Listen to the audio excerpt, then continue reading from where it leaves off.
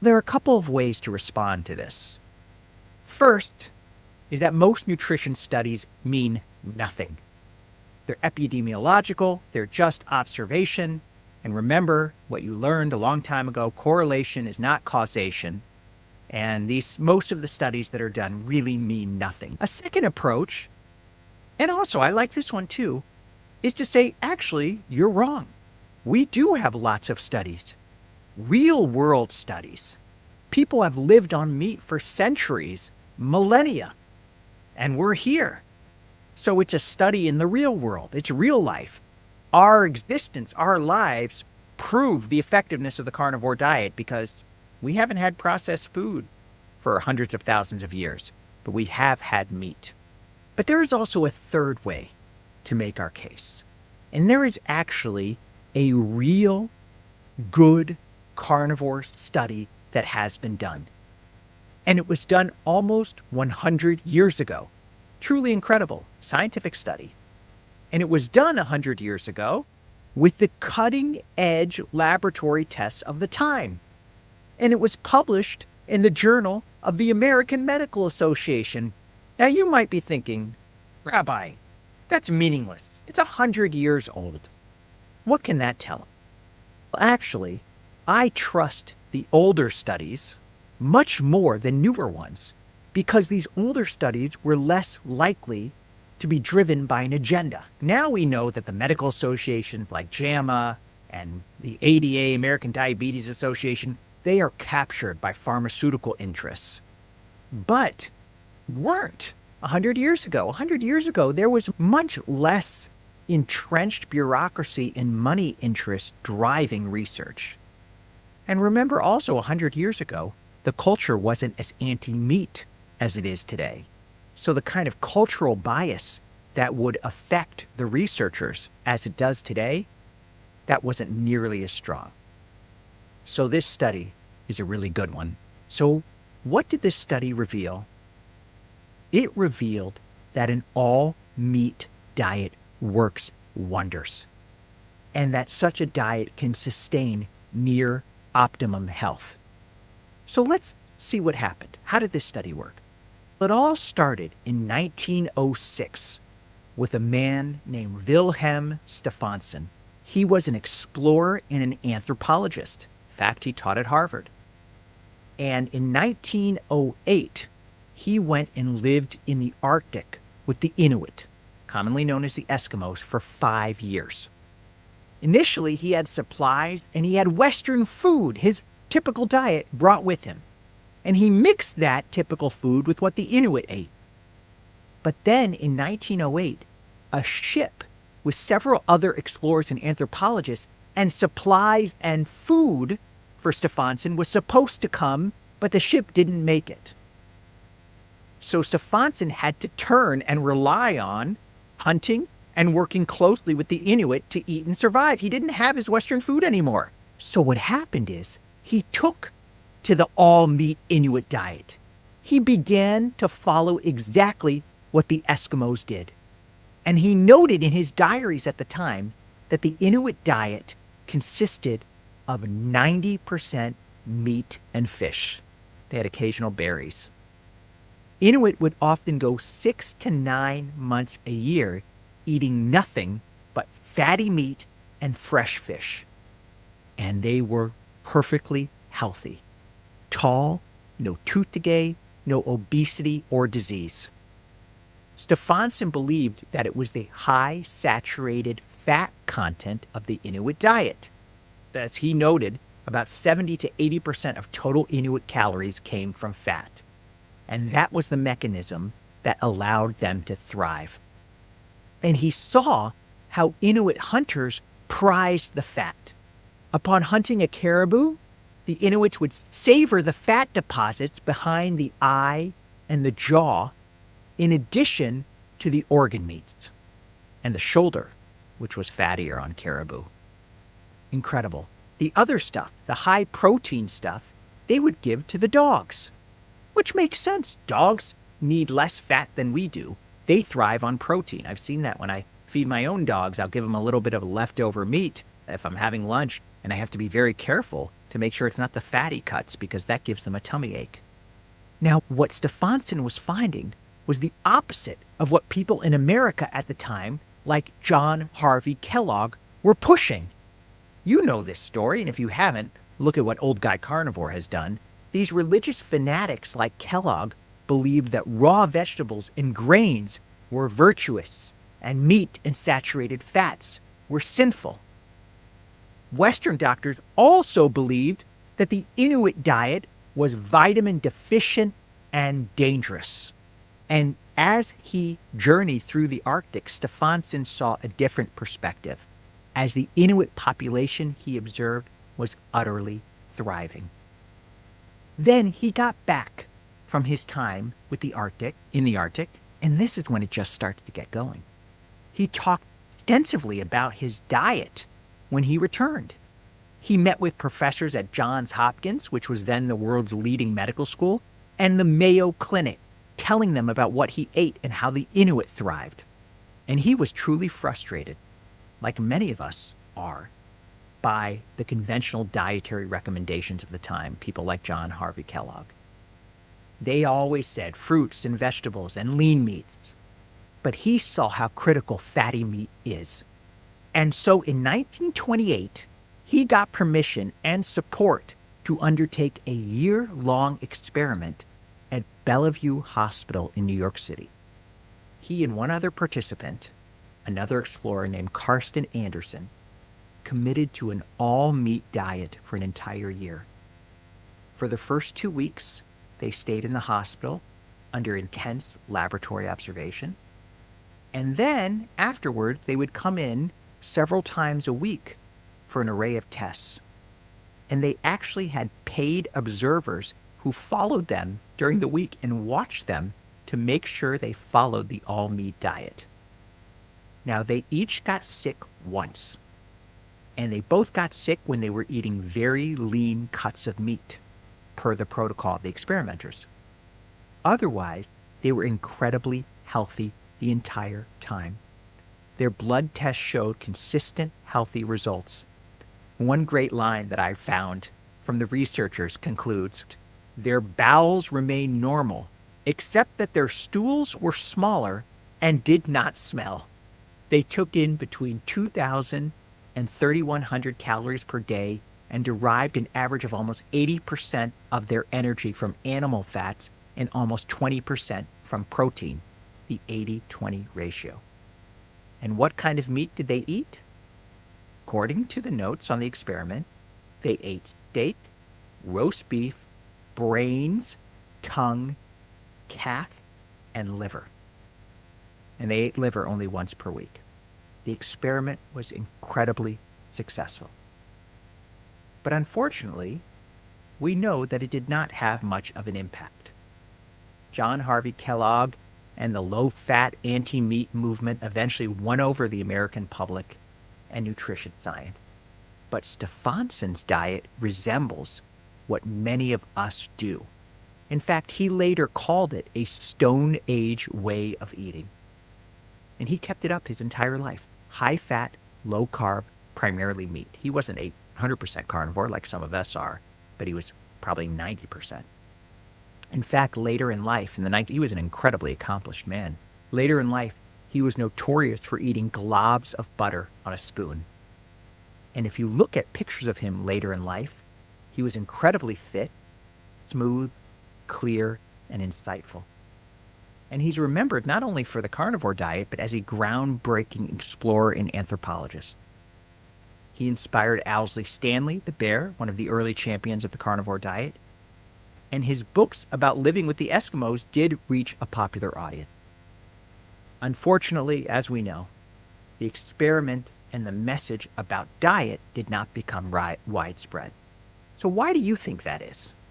Leave a comment. Leave your opinion in the comments below. I'd be curious, why didn't this spread to the public? My guess is that he was not as power-hungry a scientist in the same way Ancel Keys was. Now, you know who Ancel Keys is, right? He's the man responsible for demonizing meat and fat and cholesterol, manipulating scientific studies, and essentially promoting the modern food pyramid. Old Guy Carnivore has done a deep dive into this wicked man. I suggest you watch what he did. But Stefansson was so different than Ancel Keys. He was an explorer, more playful, more adventurous, more interested in having creative ideas rather than forcing those ideas down other people's throats. And unfortunately, this is the rabbi and the person coming out in me that sometimes wicked people are much more forceful in their message than right teachers are. Unfortunately, that's human nature. There's that great line from poet William Butler Yeats: "The best lack all conviction, while the worst are full of passionate intensity." Now, interestingly, Stefansson didn't lack conviction. He just didn't have the passionate intensity that Ancel Keys did.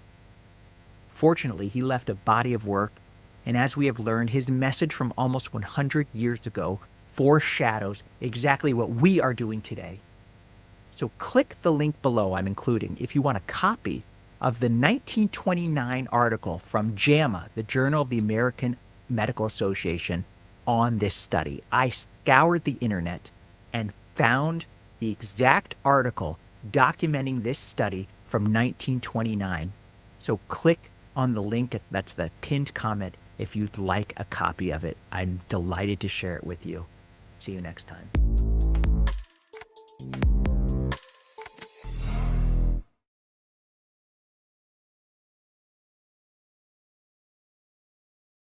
Remember, self-knowledge is so essential to succeeding on the carnivore diet.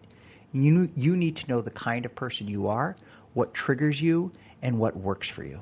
And for me, a lion diet really works. Hello, friends. It's the Carnivore Rabbi. A rabbi is a teacher and source of inspiration, and that's what this channel provides for carnivores of all faiths. Welcome. The lion diet is considered the most extreme form of the carnivore diet.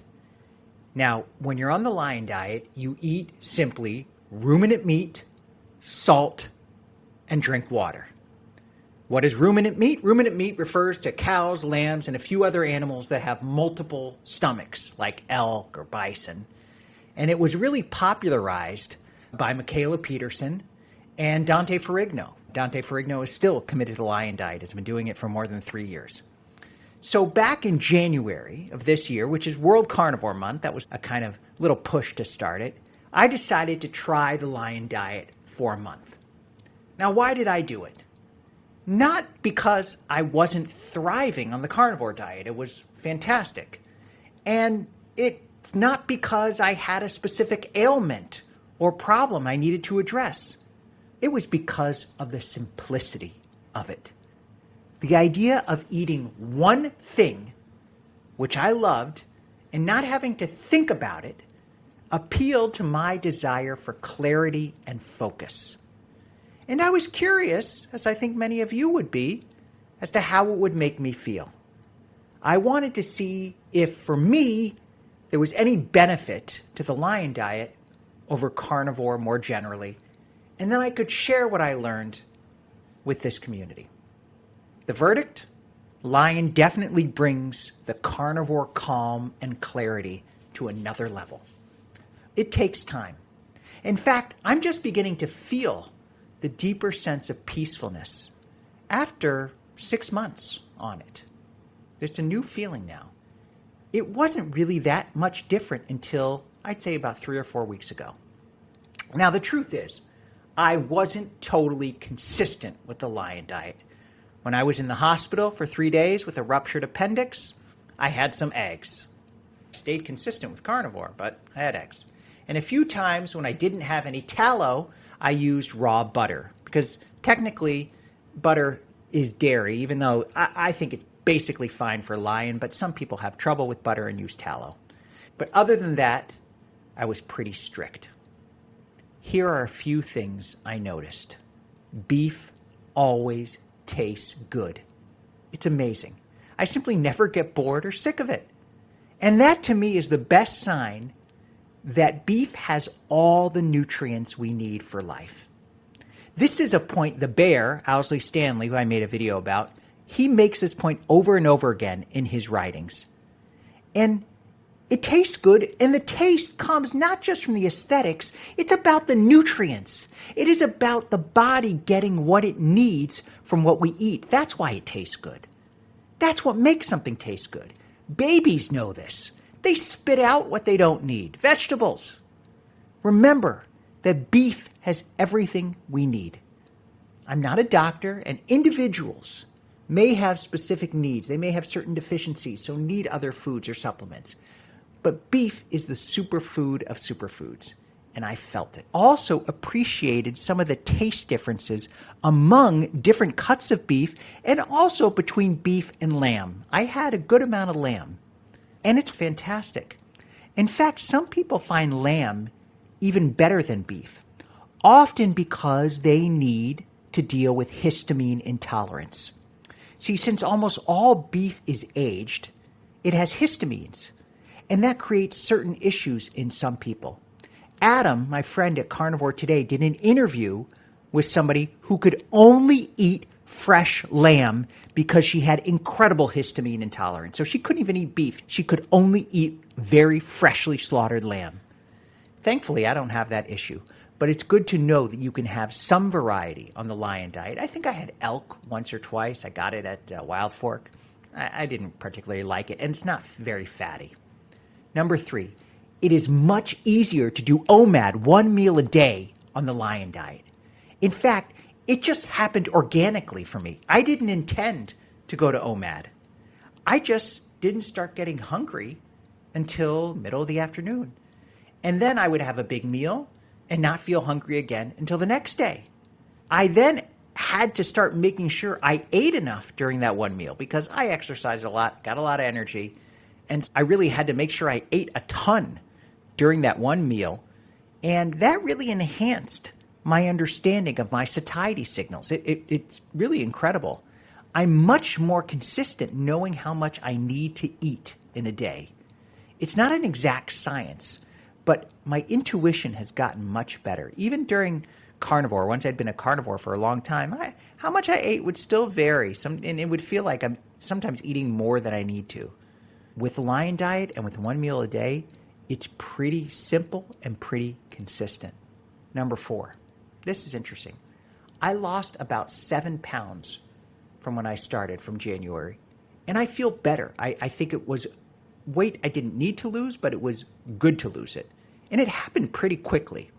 I used to think my ideal weight was about 175. I'm 5'11".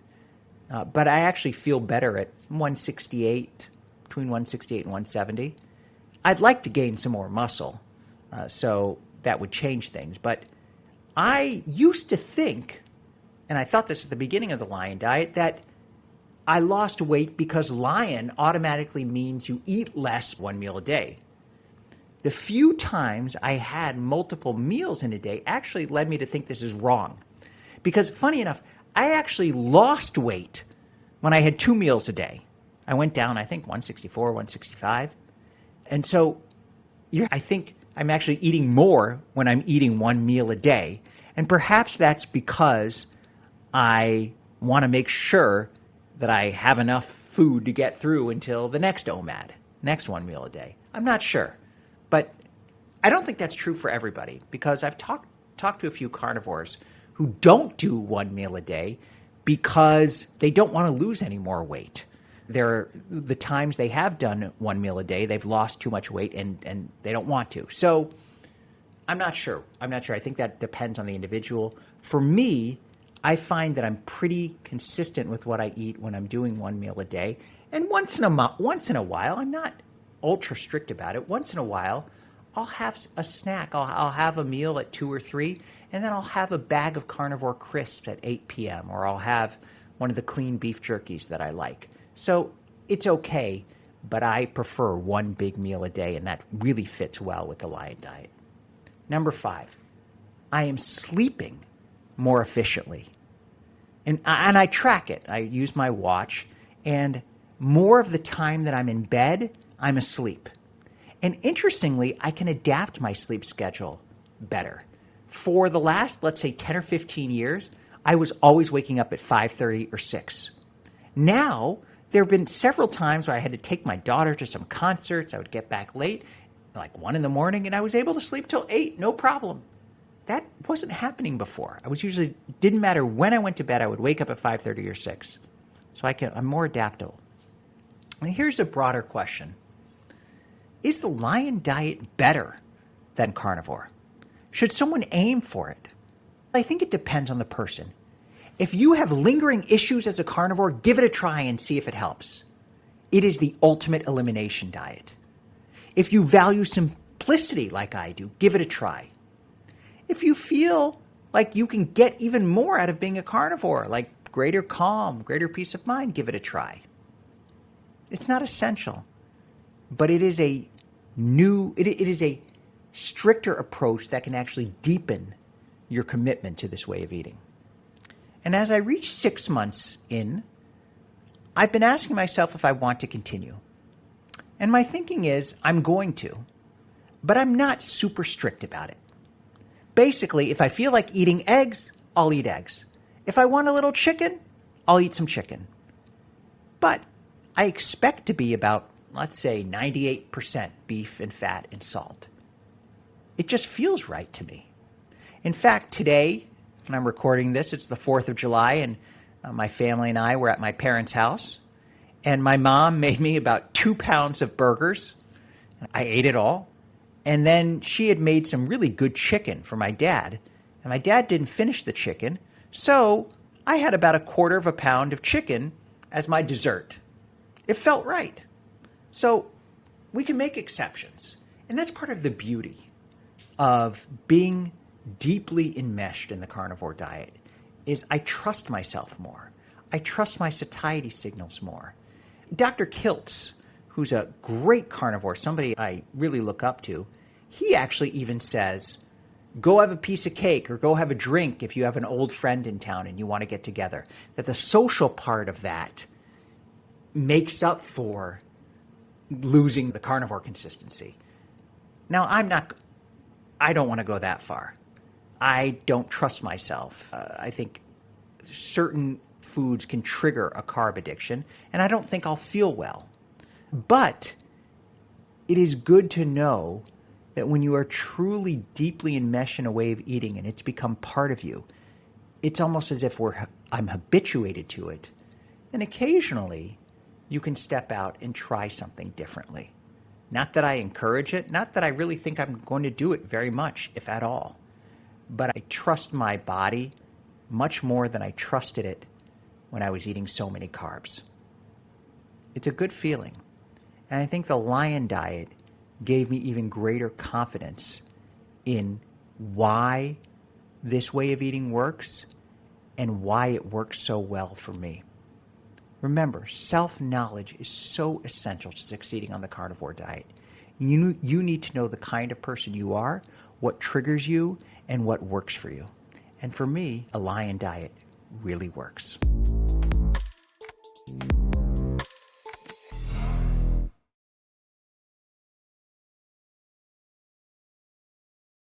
Who are these people? How do they operate?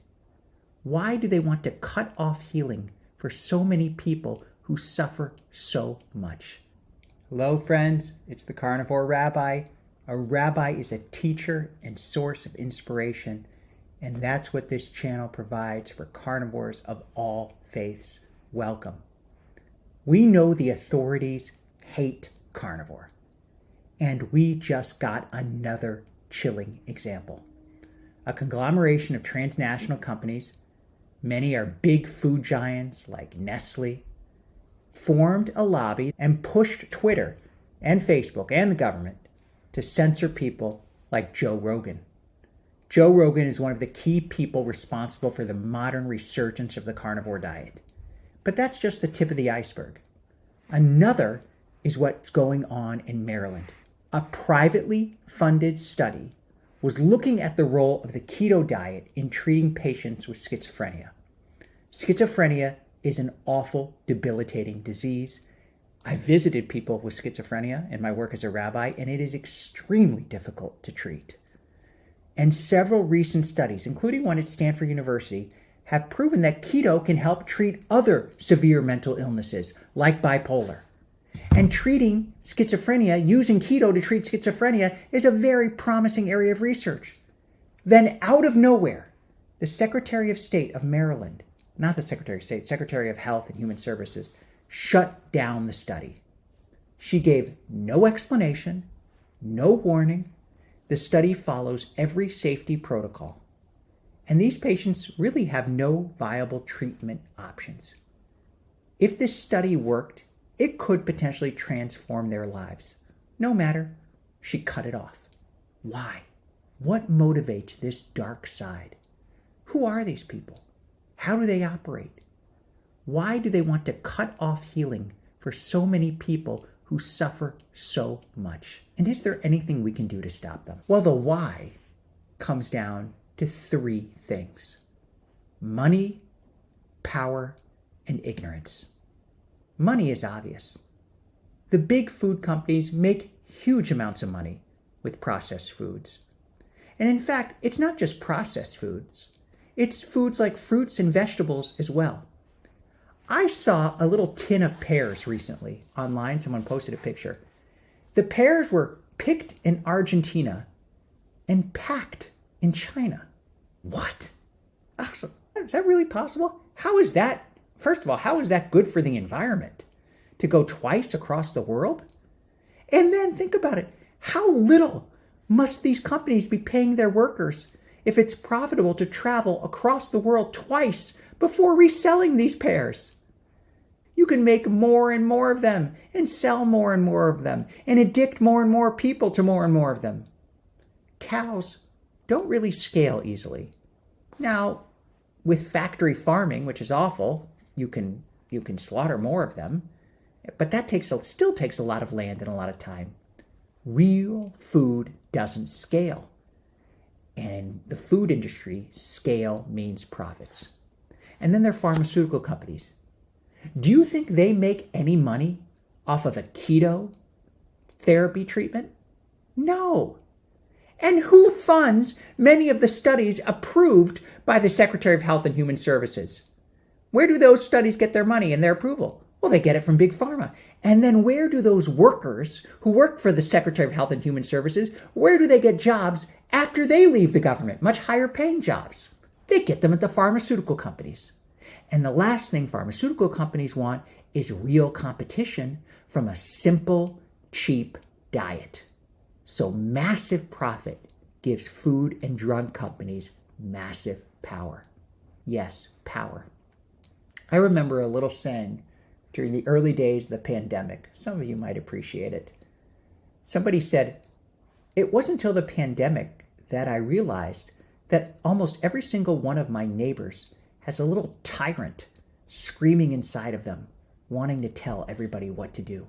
The truth is, many people want to control others. I don't feel that. I talked earlier about the Enneagram. You can see my video about it. I am an Enneagram 7, a free thinker, a nonconformist. So I really have no interest in power and telling people what to do. But so many people want power so they can tell others what to do and control and determine what they can eat. How powerful do you feel if you can determine how much millions of people eat? And how much better, how much even greater and more virtuous you feel if you can say, well, I'm just trying to improve your health. It's power hungriness in the guise of moral virtue signaling. I'm trying to do good by telling you what to do. And how powerful must it feel to say to someone else, sorry, we don't allow that treatment for your illness. I get to decide what medicines you can try. Of course, it's for your protection. Sure. A naturally, easily accessible cure like diet takes away many people's and many government bureaucrats' levers of power. And people don't like their power being challenged. In fact, such people, government officials, massive companies, they benefit from ignorance, massive ignorance. You remember that scene in the movie Animal House? What a great movie. The dean is talking with the guys in the fraternity, and he's looking at all of them, and he looks at the character. I can't remember his name. It's not the John Belushi character. It's a different one. And he looks at him and says, "Fat, drunk, and stupid is no way to go through life." Well, now that's how big pharma and big food and big government actually want us to go through life. The public can't fight what it doesn't know. People didn't fight the smoking lobby until they realized how damaging it was.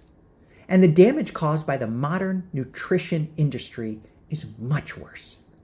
The tobacco companies, in fact, know this. They bought up much of the processed food industry in the 1980s and 1990s. Old Guy Carnivore and I talked about this just recently. They figured they could addict young people without public outcry. When they tried to addict young people to cigarettes, that caused public outcry, but addict them to processed food? Oh, gets much less attention. Ignorance is bliss for the food and sugar industry, along with the pharmaceutical companies. They are laughing at us all the way to the bank. So what can we do about it? Well, I think there are 3 tracks. One is the activist track. This is what people like Dr. Chris Palmer is doing. Chris Palmer is a Harvard psychiatrist, tremendously positive force. I love his Twitter page, which I follow. And when the Maryland secretary shut down the ketogenic study, he launched a petition and collected over 20,000 signatures to reinstate the study. I think it's probably a hopeless cause, but I signed it. Many carnivore influencers and keto and simply people who care about health signed it. And I commend this activism. Dr. Palmer is incredible. His book, Brain Energy, is essential reading. I highly recommend it. And he's a wonderful humanitarian and advocate. But I do think activism on a political level on this type of issue really doesn't go anywhere. I don't think it makes much of a dent because we're like a pebble in the ocean for big pharma and big food and big health. These are trillion-dollar industries, not just billion dollars. There's trillions of dollars. I mean, healthcare is 1/6 of the American economy. Imagine how many people would be out of a job if we totally reformed our healthcare system. The power incentives are not aligned for political activism. The big money comes from food and pharma, not keto advocates. The second track is what my friend Carrie Mann is doing. He is the director, producer, creator of an upcoming documentary called Healing Humanity, which tells stories, interviewing incredible people who have healed massive illnesses with the carnivore diet. They are incredible carnivore stories of healing. If you see some of the previews, you can't help but shed a tear at these stories. And he also interviews incredible doctors just who are helping so many thousands of people get their lives back. That documentary will inform people about the carnivore diet who never would have heard of it. Yes, YouTube is huge. We have incredible. Dr. Barry has, I think, 3 million YouTube subscribers. So people are learning about the carnivore diet on YouTube, but there are many people who don't really watch much YouTube, but who do watch Netflix and Amazon Prime and go to movies. And if we can get a documentary out there, this can just touch and reach so many more people. And I think that will really help. Because people know that our current system is not working. They know that something deeply is wrong with our modern healthcare system and our modern standard American diet. But people don't know that eating meat is an option they can embrace. A documentary can make many more people aware. So I'm hopeful and I pray and I've supported the documentary, and I have an interview with Carrie releasing tomorrow on Saturday, which just went so well. He is an incredible human being. So a beautiful, well-made documentary can catapult the carnivore diet into greater name recognition and knowledge. And we can do our part to help Carrie. So that's the second mode. The third track is essentially withdrawing from the modern healthcare and nutritional system. Essentially, we do our own thing. And I think that's what many of us are basically doing.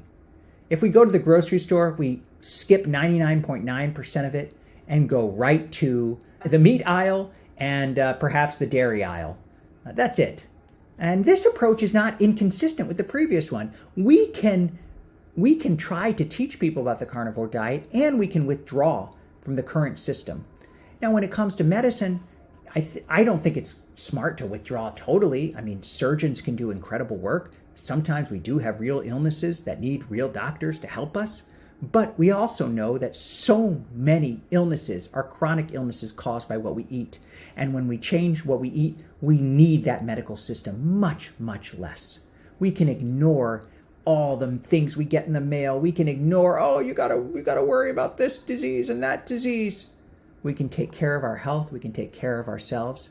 And when we withdraw from sort of the modern healthcare and food system, we won't eat out very much.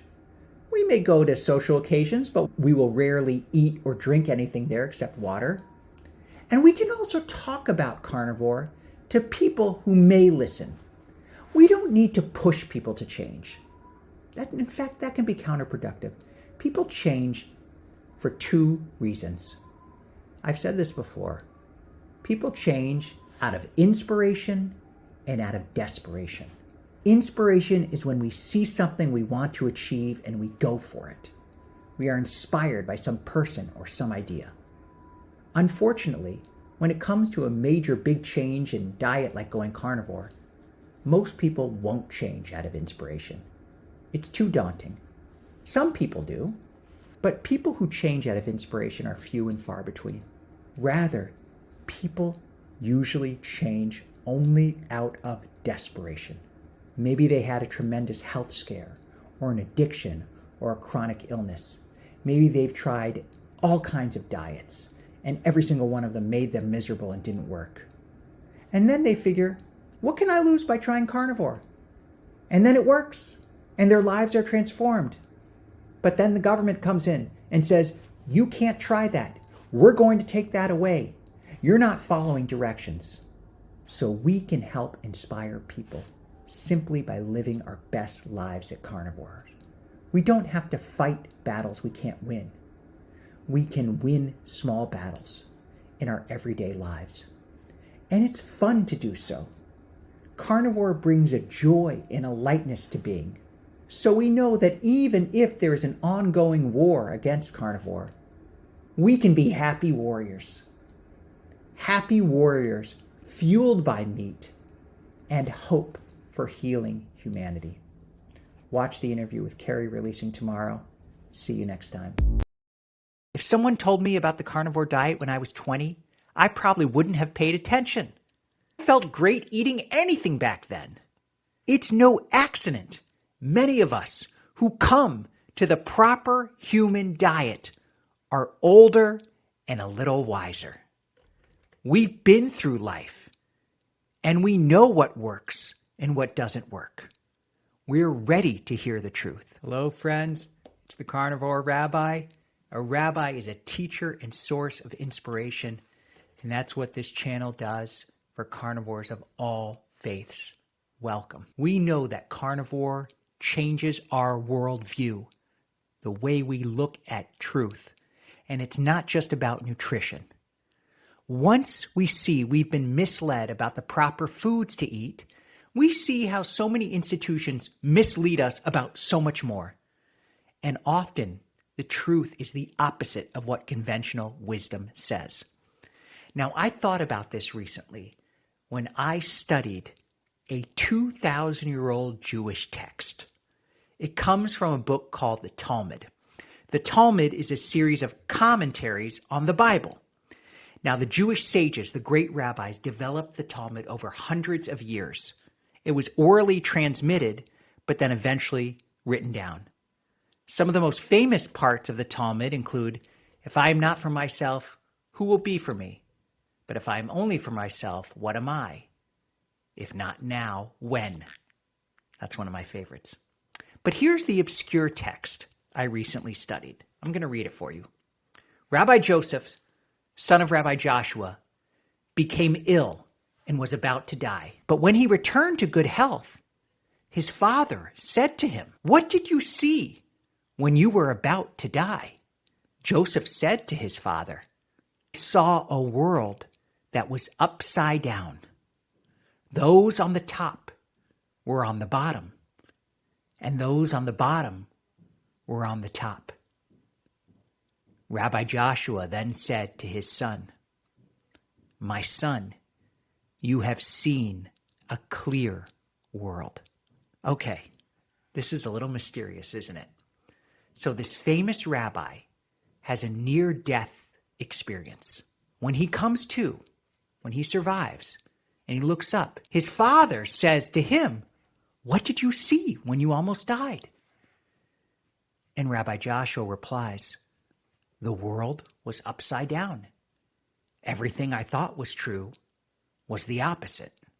Then his wise father said, "You have seen the truth." It's mystical. It's mysterious. It's a little confusing, though, too. If the rabbi who almost died is so wise, why does he have to have a near-death experience to see the truth? And if his father is so wise, why hadn't he told his son the real truth earlier? But I think we have some clear and helpful answers to these questions. And stay with me. They'll help us really understand the carnivore way of eating. First question. Why does he have to be near death to see the truth? Sometimes the truth only comes in a time of crisis. We need to suffer sometimes to see reality. I did a great interview yesterday with a spiritual teacher in Carnivore named Aga. That'll come out soon. She had a really awful post-COVID and root canal experience. And before that, she had been vegan for 14 years. The health and mental crisis she went through after COVID led to dramatic health changes and her embracing the carnivore diet that has brought her to a new stage of clarity and joy. What had once seemed the truth, the vegan diet, turned out to be upside down. And sometimes that's what it takes. It's sad but true. It's just it's a part of human nature that people often change more out of desperation than inspiration. And then, once that change has happened, inspiration can lead us further. Now the other big question. Why hadn't Rabbi Joshua's wise father told him the truth before his near-death experience?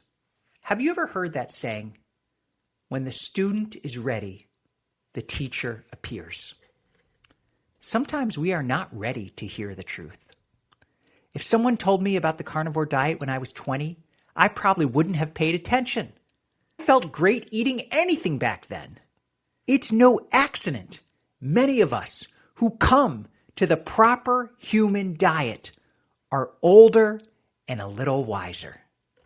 We've been through life, and we know what works and what doesn't work.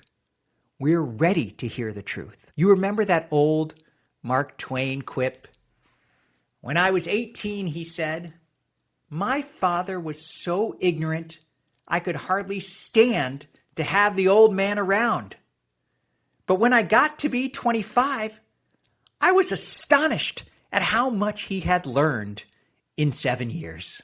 Isn't that the way the world works? We hear the truth. We understand reality when we are ready to hear it. Now, the carnivore diet is so countercultural today that we have to have the self-confidence and the clarity to hear it, to appreciate it, to embrace it. And that's why this story about Rabbi Joshua appealed to me. When we get the carnivore message, we see how modern nutrition has turned the world upside down, and that the truth is essentially the opposite of what we're taught. Here are a few examples. We are taught saturated fat is bad for us. It causes plaque and leads to heart disease. Meanwhile, saturated fat is essential. The truth is it fills us up and gives us energy. And you know what? Even the so-called scientists are starting to admit they were totally wrong about saturated fat. A few years ago, the Journal of the American College of Cardiology, very prestigious journal, published a white paper titled Saturated Fats and Health, a reassessment and proposal for food-based recommendations.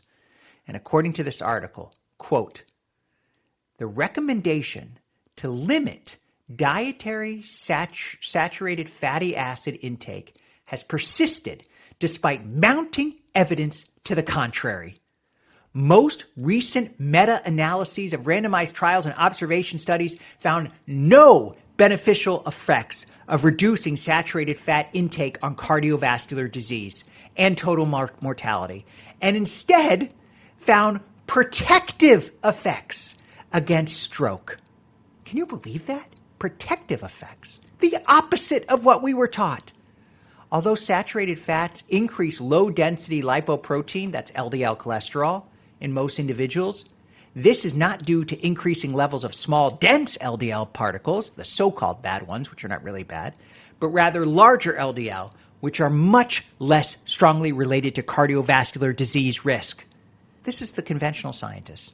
It is also apparent that the health effects of foods cannot be predicted by their content in any nutrient group without considering the overall macronutrient distribution. Whole fat dairy, unprocessed meat, eggs, and dark chocolates are saturated fat-rich foods with a complex matrix that are not associated with increased risk of cardiovascular disease. The totality of available evidence does not support further limiting the intake of such foods. Why didn't we see more of this in the news? This was the most prestigious cardiologist organization. We saw nothing of this. You have to do research to get it. In layman's terms, what we just learned is that saturated fats aren't the cause of cardiovascular disease. In fact, they can prevent strokes. And we know they do much more than that. Another opposite truth. The cholesterol myth. I've talked about this so many times. See my video on the cholesterol calm. And so have many carnivore doctors. Statins are a scam. Cholesterol reduces stress and helps us live longer. It has nothing to do with heart disease. In fact, we need more cholesterol. Low cholesterol is associated, in fact, with psychotic episodes. I'm not a doctor, and this is not medical advice at all. But it seems that fear over high cholesterol has fueled billion-dollar profits for pharmaceutical companies at the expense of our health and our happiness. A third opposite truth. We should eat mostly plants. Remember that book by that famous Andrew Weil? I think it's called Eat Food, Not Too Much, Mostly Plants. The opposite is true. Plants are not food. You should eat until you're full and eat lots of fat. There are many more opposite truths. But even 2,000 years ago, the Jewish sages, these spiritual guides, knew the truth was often the opposite of what it seems. And we'll continue to see that as we embrace this extraordinary way of eating.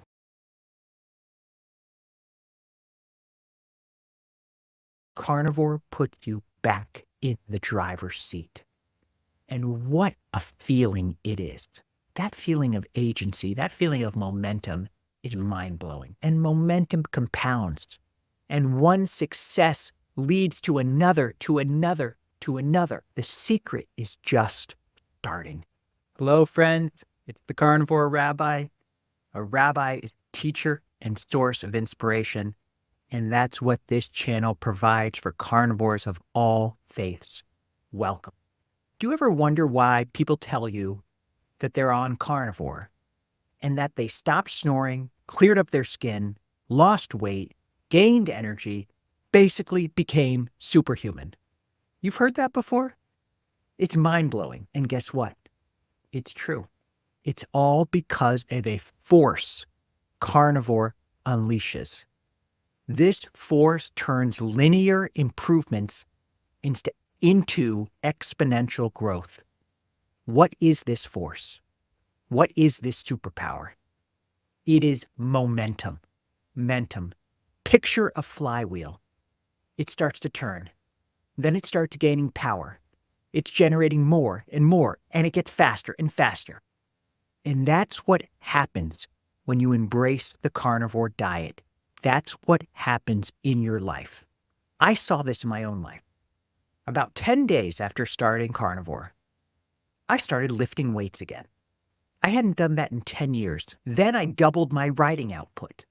I had always tried to write 500 words a day, and it was often a struggle. But after starting carnivore, I was writing 1,000 words a day with less stress in about the same amount of time. I started playing piano again. And these are just some of the tangible changes. The mental clarity was infinitely better.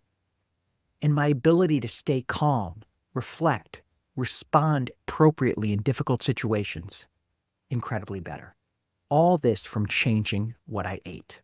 Now, just the last few weeks, I got off all the remaining medications I'd been taking. And my next challenge, which I just started, is eliminating coffee.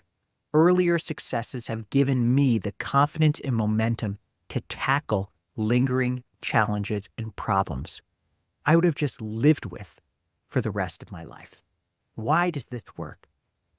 And if you haven't experienced it already, which I know many of you have, how can you bring that momentum into your life? We humans are not meant to be sick and tired and self-destructive.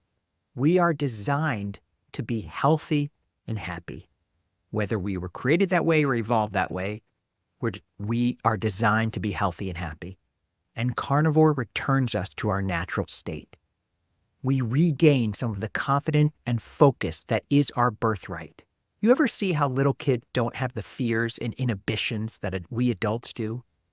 Well, they haven't been programmed and corrupted by the world. They are closer to the original human state. And carnivore helps bring us back to that state of mind in our brains. When we can return to the natural clarity and openness of our youth, we are happier and healthier. Now, carnivore can't bring us fully there. You can't reverse time, but it can get us close, very close. Carnivore does one other thing to build momentum. It lets us prove to ourselves that we can do hard things. When you successfully get rid of virtually all the carbs and sugars from your diet, you've done something 99% of people haven't done. And you've gone against the advice of so-called experts. You've trusted yourself and your conviction. You've given yourself what psychologists call agency. In other words, you become a hero rather than a victim. So you can do so much more. This hero versus victim mentality is very important to understand. I learned about it from a writer named Donald Miller. He's got a great book called Hero on a Mission. A hero is someone who overcomes challenges in the pursuit of a higher goal. That goal could be transforming our health, feeding hungry people, raising a family, so on. The number of goals are virtually infinite. A victim is someone who blames other people for their circumstances, who doesn't take control and responsibility. Instead of trying to overcome challenges, a victim lashes out and says nothing is their responsibility. And the larger culture often encourages us and prizes people who think of themselves this way. In fact, our current health system breeds victims. They tell us it's not our responsibility to get healthy. We'll give you a pill for that. You can't control your future. You'll get pains and aches and get hunched over and lose your hearing when you get older. That's just natural. There's nothing you can do about it. It happens to everybody. Maybe someone else will solve the problem for you with a new pill, but you shouldn't worry about it. It's just natural. You'll suffer, you'll have pain, and we'll give you something to help you with the pain. Carnivore puts you back in the driver's seat. If you can embrace this way of eating, you can do so much more. And what a feeling it is. That feeling of agency, that feeling of momentum is mind-blowing. And momentum compounds. And one success leads to another, to another, to another. The secret is just starting. The great Chicago architect, Daniel Burnham, said in 1893, whatever you can do or dream, you can. Begin it. Boldness has genius, power, and magic. Yes, momentum is like magic. It creates power in you that you never knew you had. And starting, whether it's carnivore or some other hard thing, it doesn't have to be that hard. Often it just requires a simple change in mindset. As Donald Miller writes about his own life, quote, transforming from victim mindset to hero mindset starts with a question. Who could I become? Just knowing there was a possibility I could become a writer, that I could accomplish something meaningful, gave me the courage to take a risk and try. The same is true with us carnivores. Choosing to embrace this way of eating creates a momentum. Then we have the energy, both physically and spiritually, to keep going. Miller calls this heroic energy, in contrast to victim energy. When we keep the heroic energy going, and that's the energy carnivore unleashes, we create more momentum. It's not always peaches and cream and easy, but the momentum brings a new energy to help us overcome the challenges we inevitably face.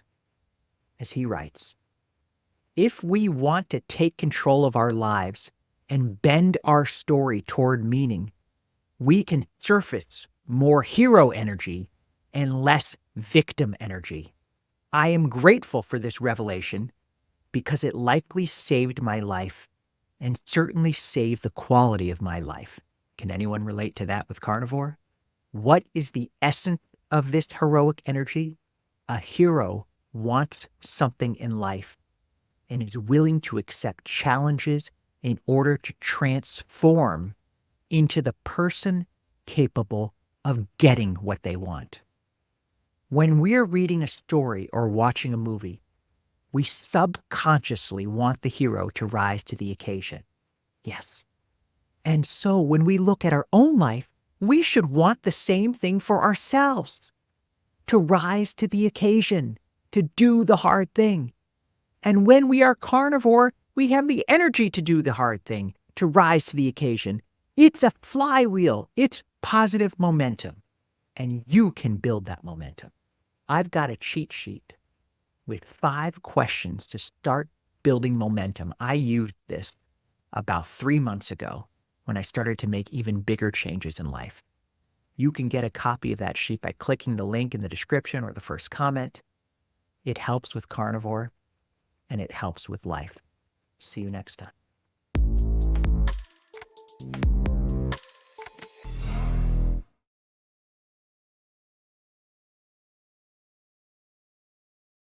Shalom, friends. This is a very special conversation. I don't think this man needs an introduction, but I'll give one briefly anyways, because it's amazing. Carrie Mann is the founder, producer, director, creator of Healing Humanity, which is a documentary that he has been working on for about the last year, 60 days after he became a carnivore, advocating, showing how this way of eating is transformative, not just for our physical health and weight loss, but for our mental health, our clarity, getting rid of depression, getting rid of anxiety, bringing us back to the natural state of living, of human flourishing, of happiness. And Carrie has an incredible YouTube channel. He does incredible interviews. He really is just a leading light and inspiration for carnivores across the space, from people like Dr. Chaffee to new carnivores.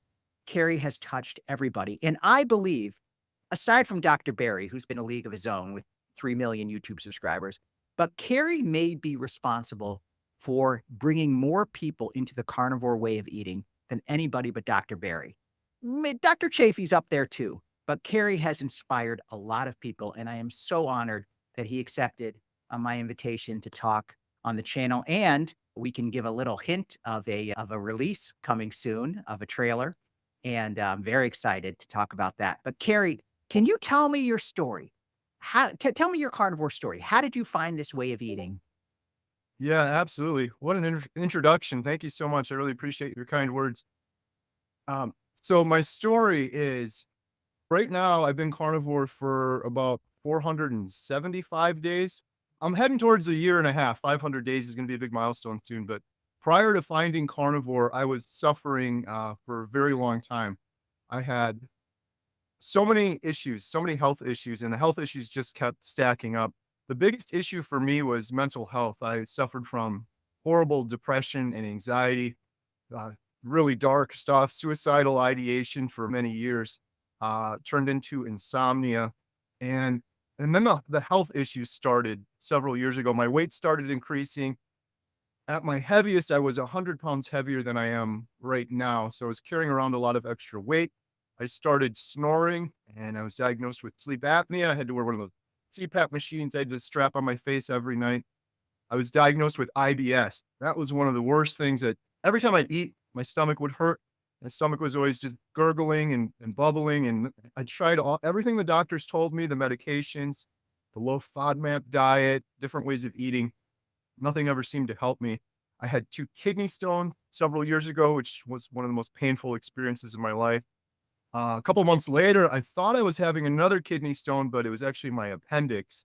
And I ended up in the hospital just in the nick of time, and my appendix burst just as I got on the operating room table.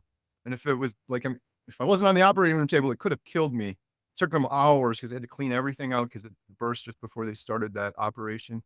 I had skin cancer on my ear. I had arthritis really bad, which I never really knew was arthritis until kind of now. My elbows just always hurt, and my lower back since high school, it hurt. And I always just thought, this is just some injury. I was foolish when I was young. I lifted something weird, and it's always going to be like this. The worst thing near the end before I found carnivore was gout or arthritis. I'm still not quite sure what it was. I was diagnosed with gout in my foot, and for 18 months, I was hobbling around.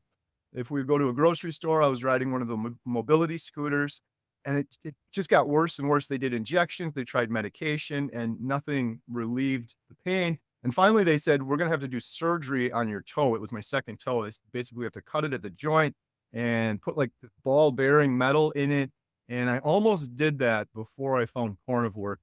I was on so much medication. I show people this pill after pill. A lot of those were for depression and anxiety. And the depression was so hopeless and it just got worse and worse. And I guess to summarize things, the worst of it for me was several years ago. I was at home and I went to stand up and I got very dizzy and the side of my face was numb and my lip was drooping and my fingers were numb and I was confused and my wife was asking me questions and I couldn't find my words. And so she called 911. I went to the hospital and I was diagnosed with a TIA mini stroke. I was in the hospital for 4 or 5 days. Thankfully, it was mini stroke, which is temporary. It wasn't a forever stroke. It wasn't a full blown stroke, thankfully. But I was in my late 30s and they're like, why does this guy have so many issues? Why is he having a mini stroke? I think I was 38 at the time.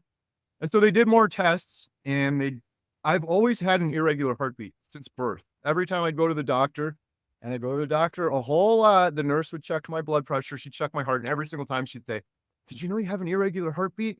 And I'm like, yes, it's in my records. And you guys tell me that every single time I come in here. And it wasn't just like a little bit of a weird heartbeat. It was highly erratic.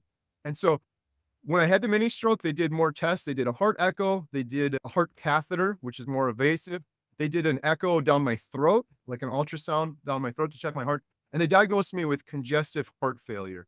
They said your ejection fraction is 44. Your heart isn't keeping up with the needs of your body. You have cardiomyopathy, congestive heart failure, and a low ejection fraction. And they said, this is chronic.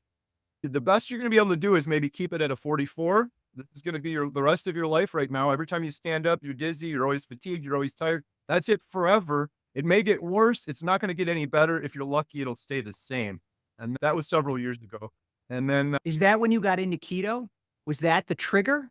no, but great question. I found keto. Oh man, I think it was maybe 15 years ago. I stumbled upon it through a documentary on Netflix. It was the first time I ever heard of a ketogenic diet. The documentary was called Fathead. It was actually just this individual guy. He used to be a comedian. And he put this whole thing together himself, which kind of planted a seed for what happens later here in my story. But I did keto years ago, and it was the only thing that ever touched my depression. I'm like, I remember having this, whoa, something's happening here. but I could never maintain it. And my problem with keto was I would do it for a while, I would lose a whole bunch of weight, and then I would go back to moderation, and I would gain all of the weight back. And I did that cycle for 10 or 15 years. I'm not exaggerating when I say this. I wish there was a way to track weight over time, weight loss, weight gain, weight loss, because I think I would have the world record. I've been doing YouTube for 8 or 9 years, and I'll have people, they'll say, Kerry, I watched your video 6 years ago. You weren't that big. I'm like, look 4 months later, look 4 Right. months before. It was just going up and down and up and down. So Right. when I found carnivore through a YouTube video, it was Dante Ferrigno. My wife and I were watching YouTube, and he said he was going to eat meat for 30 days. And I thought, this guy's insane. But in my head, I knew about keto. So I'm like, in terms of science, like this should work, but how is he going to sustain eating only meat? It can't be good for you. He's going to get bored. There's no way. And then I realized that video was 2 years old. And we fast forwarded. We went to watch his latest video, and you couldn't recognize him. And then I went down like a carnivore rabbit hole. Dante, I remember watching his videos. He was the first carnivore YouTuber who interviewed me when I started my channel. I love Dante. He is not only is he such a great teacher and speaker, but he's just a gentle soul and an incredible person. And he, like you, has inspired so many people to try carnivore. Yeah. When did you notice the benefit?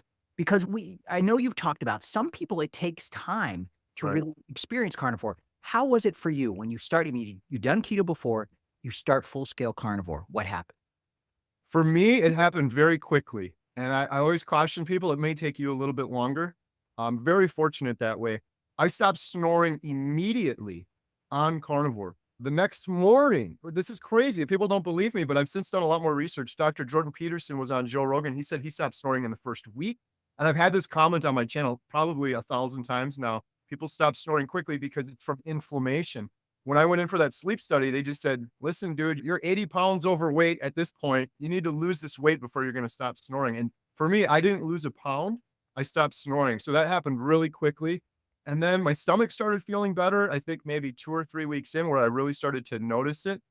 And all of these things started happening. I started getting really excited about it. The fact that I stopped snoring right away, some people might be like, oh, that's great. It's more convenient you're not snoring. But I believe a lot of my depression, my horrible depression that I had most of my adult life, part of that stems from sleep issues. And when I started getting my sleep under control and improving it, I noticed the depression starting to go down. And as the sleep got better, the depression went down even more. I think it's all related. It's all tied in. And then now I'm learning so much more that sleep is so important for your hormones, cell regeneration, your immune system strength, all of those things. So that happened very quickly. A lot of things happened for me very quickly. The brain fog started going away probably a couple weeks in as well. That was huge. I knew I had brain fog before. I use this all the time on my channel, but I don't care because I love it. You can't see the fog until you're out of the fog. I knew I had brain fog before this, but I had no idea the extent of it until I got out in the clearing. And that was a big game changer for me. No question. That's so well put. You already started to talk about this where the sleep was regenerative.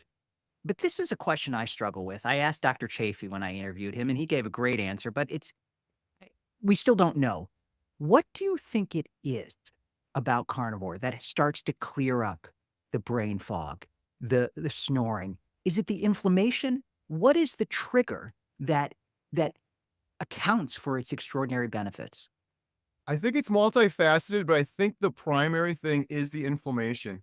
We got that inflammation in our body. It's in our organs. If you can, I can see it now so clearly in former pictures of myself or friends and family that aren't doing carnivore. I'm like, it's like inflammation radar. You can see it in their hands and in their face. If you can see it there, imagine what it's doing in your body or in your brain. It's everywhere. So I think inflammation is a big part of it. And then I think the hormones are the other big part of it. Yeah. Because of my heart issues, I was terrified of doing carnivore because meat's going to clog my arteries. I have congestive heart failure. I have an irregular heartbeat. I can't eat those sort of things. I truly believe that my body was deficient in cholesterol. Everyone in the world right now, probably for you as well, they'll say, oh, you're doing carnivore, you're going to clog your arteries. What about your heart? What about your cholesterol? What are your cholesterol numbers? I love it when it goes up. Yeah. I believe I was deficient, and I believe most of humanity, they're deficient. When your cholesterol, I'll just speak for myself. When my cholesterol went up, Dr. Kiltz has talked about this, these other doctors, your hormones balance. Your sleep starts to improve because those hormones balance. So part of that plays into the depression and anxiety as well. Yeah, so I think it's multifaceted, but I think the big thing is getting rid of that brain fog. So, Or I'm just getting rid of the inflammation, gets rid of the brain fog. so powerful. So then what happens? You clear up, you are a high energy guy. Anyone who's watched your videos knows this. You are high. So brain fog clears up. Suddenly, Carrie is like Superman Carrie. And what do you start doing? You could talk about the documentary, but also talk about how you started to get word out, how it started to inspire people about the carnivore diet. Yeah, I appreciate the statement on the high energy, and it is definitely true now, but I was and if you can ask my wife or any of my family members, I was the polar opposite, on the complete opposite end of the spectrum before.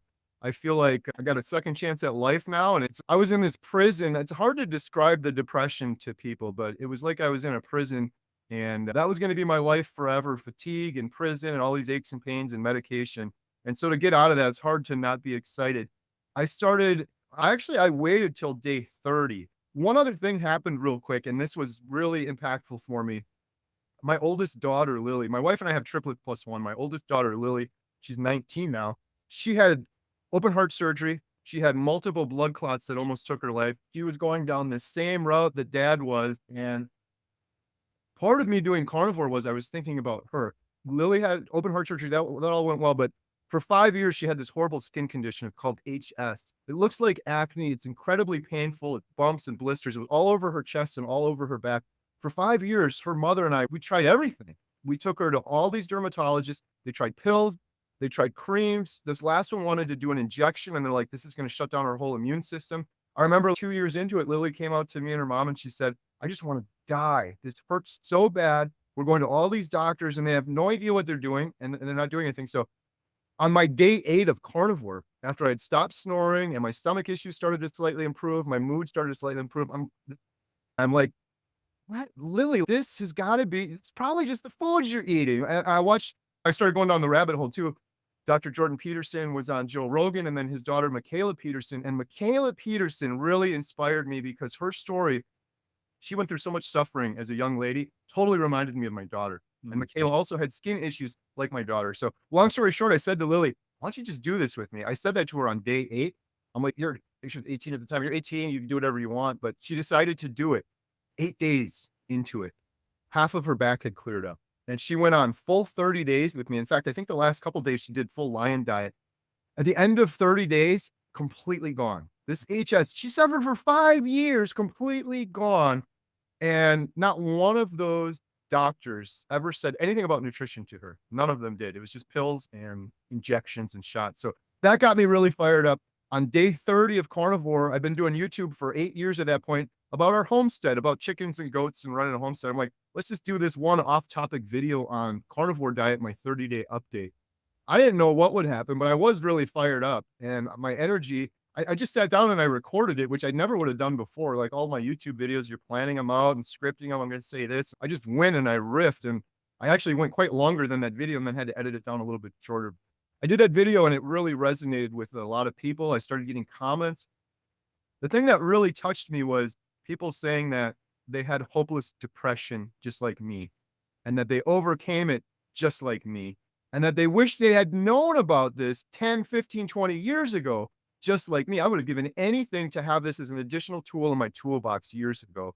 And then I started doing more and more YouTube videos, and just I keep getting these messages from people like, "Oh, I saw your video," or "This inspired me," and they did it, and they're having these similar results. So I started doing more YouTube videos from there. Amazing. In some ways, I had that same sort of epiphany and I got a little angry. Like, why did, but then there's a carnivore zen that comes over you in a carnivore.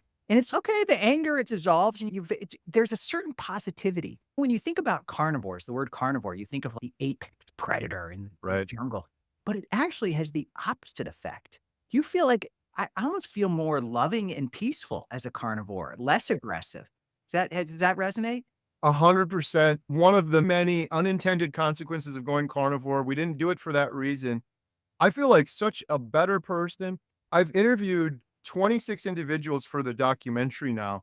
And so I've probably, 150 maybe. I don't even know at this point on my YouTube channel. One thing they all have in common is this overwhelming gratitude. I hear it from every single person I interview. I interviewed this one woman, Mimi. She had Parkinson's. She's doing carnivore right now. And she said, Carrie, I wake up every morning with just overflowing with joy and gratitude just to look at the sunshine in the morning. Mhm. And I don't know, is it because we get this second chance at life? Is it because we're thinking clear? It's probably a combination of those things, but I have seen it too, and I'm so thankful for it. And I'm thankful for it on one hand, on the positive end, on the cynical end, I guess. It's one of the reasons I'm passionate about this documentary because most of humanity isn't going to feel like that. They're in that standard American brain fog. They're never going to feel like what it feels like. And I really truly believe this. I interviewed a gentleman, he's 65 on Carnivore. He looks like he's 40. I showed him to Dr. Barry when I interviewed Dr. Barry. I said, look, Carnivore de-aged him. And Dr. Barry, in all of his wisdom, said, no, that's not what's happening here, Carrie. Everyone at 65 would look like he does at 40 if they were just eating a proper human diet their entire lives. So this is what all humans imagine, Evan, if all humans were feeling like we were feeling with no brain fog, all of this energy.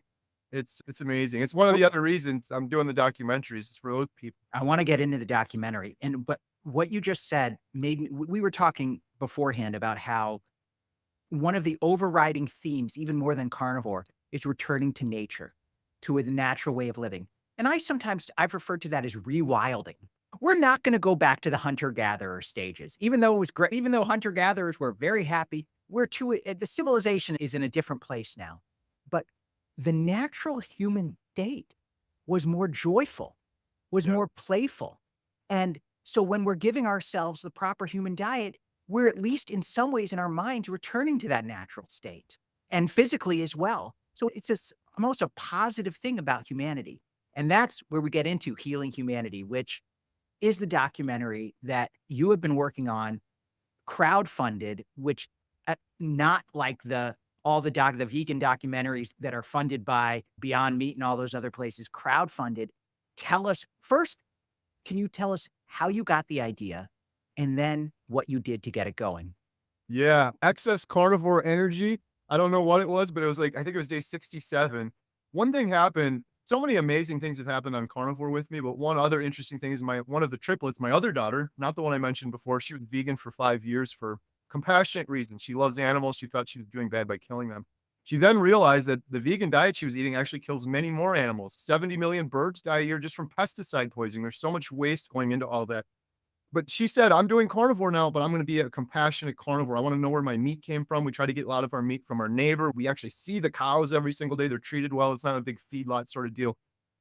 She made a shirt called Compassionate Carnivore, and she's, oh, we could sell these. And instantly it turned my stomach thinking of making a profit off of it because I believe the reason I was so sick and in this circle of poor health, eating sugar, addicted to sugar, turning into health issues, turning into buying medicine, turning into going to the hospital was all just money, greed, run amok. I don't know what it was, but I didn't want to profit off of it. So when Emma had that shirt to sell, I'm like, we should do why isn't there a documentary on carnivore? There's all these keto documentaries and that whole fathead thing I mentioned before, that stuck in my head. That's how I learned about keto was through that documentary. And then I realized too, I'm a weirdo on YouTube. Like you are too, we are too. It's a good thing. I like weird people, but not everyone watches YouTube all the time. Like so many of us, there's so many more people that watch Netflix or HBO or one of these big streaming services. So I got the idea in my head. Let's do a documentary. We could sell this shirt. If we make money from it, it'll go towards the documentary. I'm just thinking in my head, it'll just be this little thing. I got my YouTube camera. We'll just go and do a documentary. Little did I know what I was getting into. And then I started doing it. I'm like, oh, I get one chance at this. If I want to do it, I'm going to do a really good job.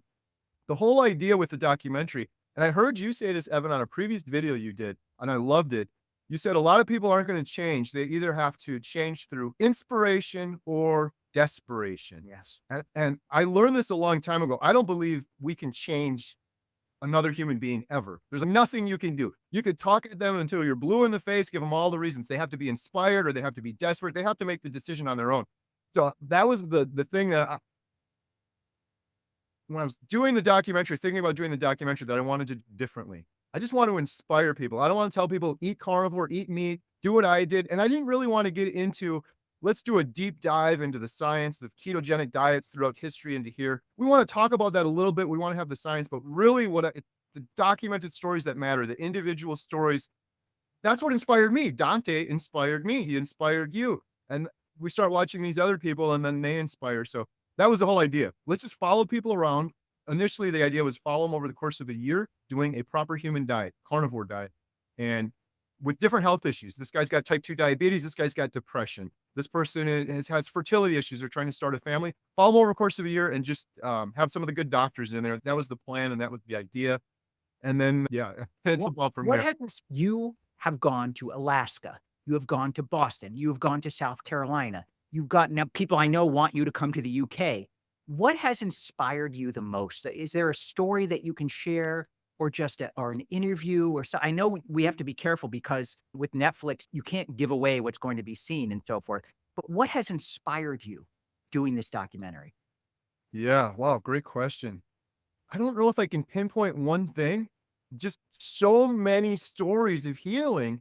And it makes me mad when people are like, those are just anecdotes. And I've heard tens of thousands of them at this point. The thing that really inspired me early on, I interviewed intentional carnivore Sean White on my channel. And the way he described his hopeless depression sitting on a couch, it made me tear up. And it was like, this guy gets it. Like, this guy went through the same depression I did and he overcame it. And he lost like 240 pounds in 1 year. That really got me fired up initially. And then really early on, after announcing this documentary, I keep saying it's Providence. It's something bigger than me. I don't know what it is, but I got a comment on one of my YouTube videos from Bill Knott in Alaska. And he also similarly described the hopeless depression, the dark black hole depression that he was in for so long, stuck in his house for 4 years in Alaska. He said, I'm going to die. This is it. I feel like I see it in my dreams. He said, if I don't make some drastic change, I'm going to die. But on the flip side, I live in Alaska. Meat's expensive. I'm on a fixed income. I've been stuck in my house for 4 years. I can't afford meat. That was what really got me fired up and inspired early. And it's a long story with Bill, but we connected. And 3 weeks later, my daughter Emma and I flew out to Alaska, and he's the first person that we filmed for the documentary. And this isn't like flattery or trying to hype things up. Like, what are the odds that it would be Bill? This guy he's got a huge heart. Everybody loves him. He's great on camera. He shouldn't be. By all accounts, he shouldn't be any of those. This guy's been trapped in his house for 4 years. He should be cynical. He shouldn't be comfortable in front of camera and talking, but it's the polar opposite. I often think about that. There could have been 100 Bill Knotts that I decided to just pick up everything and fly to their home and film them. And I just happened to get this guy who's absolutely incredible. It's not, he hits 1 year next month, and my daughter Emma and I are flying back to share his 1 year update, which is be incredible. Fantastic. That is so powerful. When people criticize carnivores, which we know we hear it a lot, it's these stories, people like Bill, people like you've talked to, that almost make me immune to the criticism. Say, okay, sure, you can be a hater, but we know these tens of thousands of stories of people who have healed. And that's just so nourishing. We all have our own story, but then to hear it from so many others, it's just so inspiring. Let's imagine, what does success look like for the documentary? Let's picture it comes out. What is your hope and your dream for it? Yeah. Wow, these are some great questions. My initial goal with the documentary is, I don't care how we do it. I want to reach millions of people that are hopeless. That could be hopeless with depression and anxiety like I had, or that could be hopeless because you're 700 pounds stuck in your house, or because you have type 2 diabetes and maybe you have to have your foot amputated. But the goal is to reach millions of people. Retrospectively, now that Bill's about to hit 1 year, if it all ended right now, honestly, it would be worth it just for what happened with Bill. 100%. I get teared up thinking about it. Bill and I are like best friends. I talk to him 3 or 4 times a day, every single day for a year now.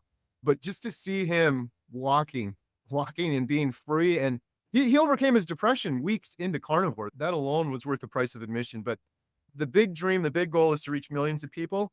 And what would be absolutely incredible and what we're working towards now is actually getting this on the big screen. Initially, I said from the beginning, let's get it on Netflix.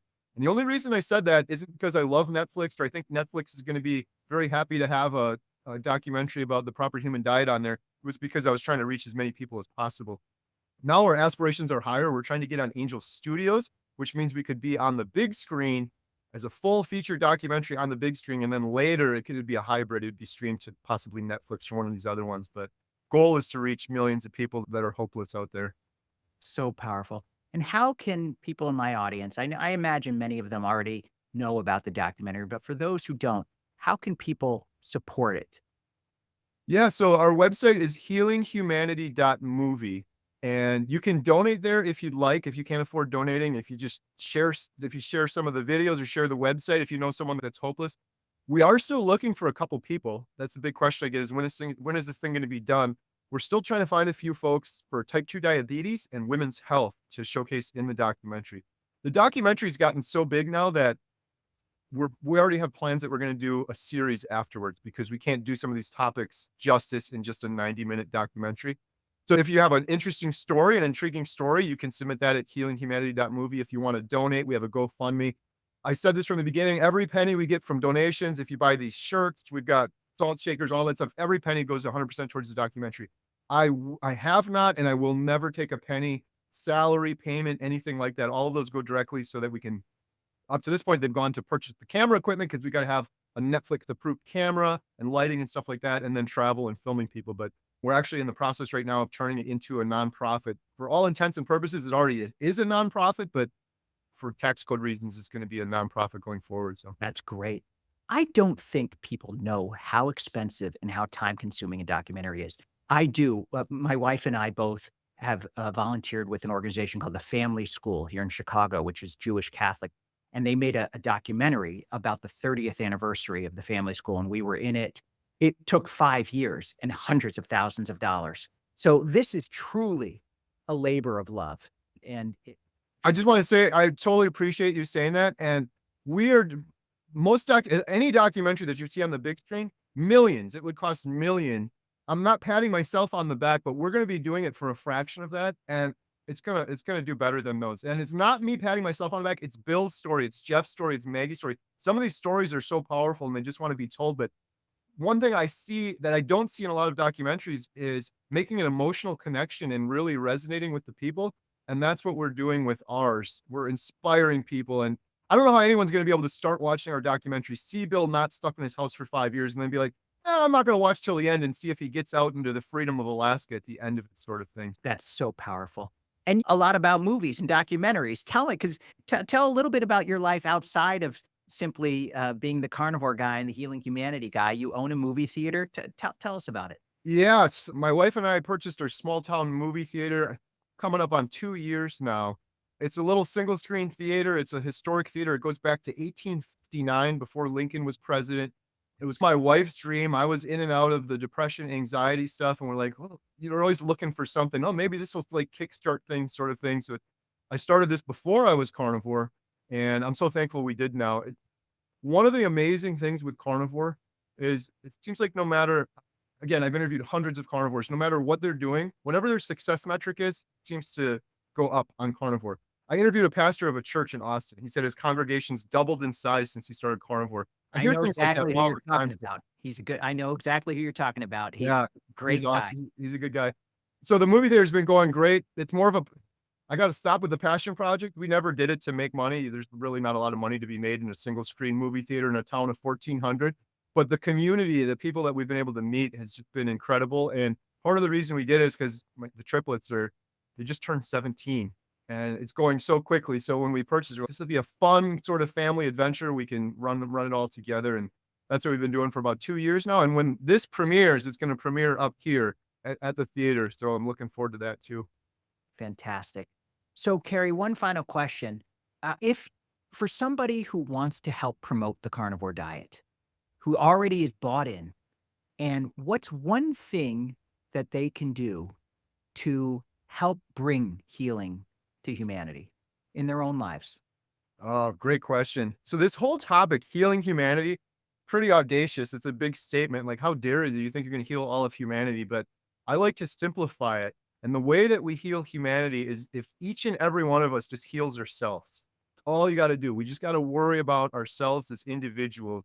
It's amazing the ripple effect. It's amazing what happens. I can't believe it right now. I really cannot believe it. My mom and my stepdad, they just visited. They just hit 1 year on carnivore.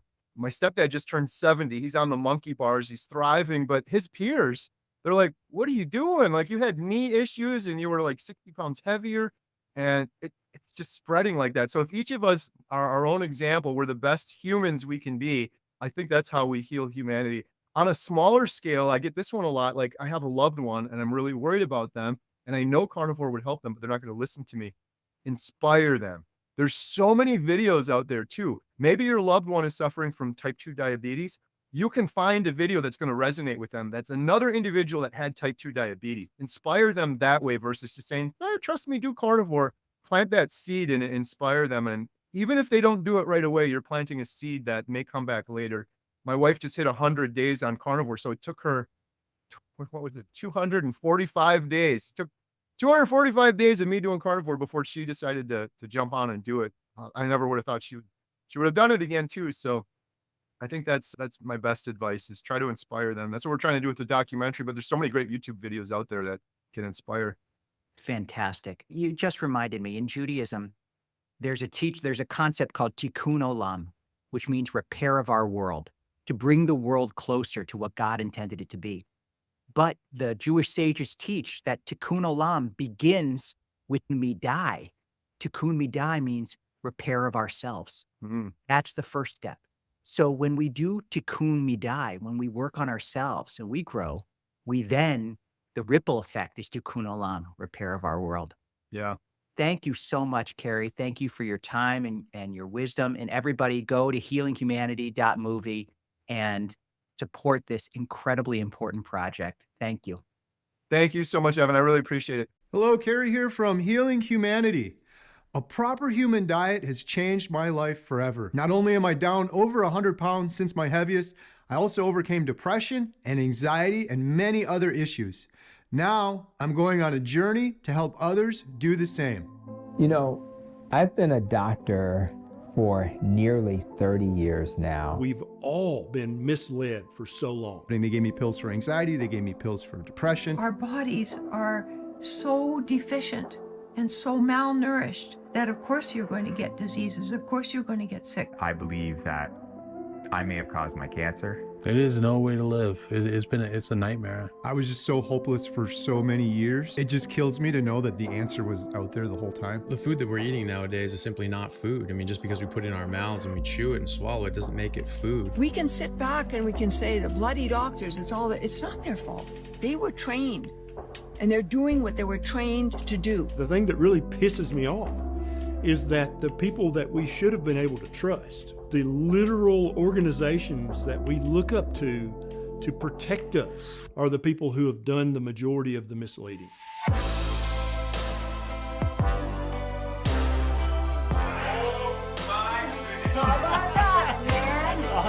I'm 82 years old, which is just a chronological number. So you put the right fuel in the engine and the engine works. I've now transitioned from a disease manager to a disease healer. I've transitioned from a drug dealer to a healer. 3 weeks ago, I didn't know this man, Bill, from Alaska. Bill is 700 pounds and he's been stuck in his house for 4 years.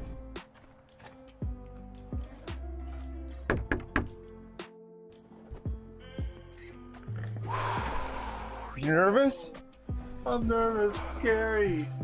You know, I live in Alaska, the most incredible place on the planet. I had to have a toilet put, a few feet from my bed, which I can barely walk to as is. I have not been outside in over 4 years. This is life or death for me.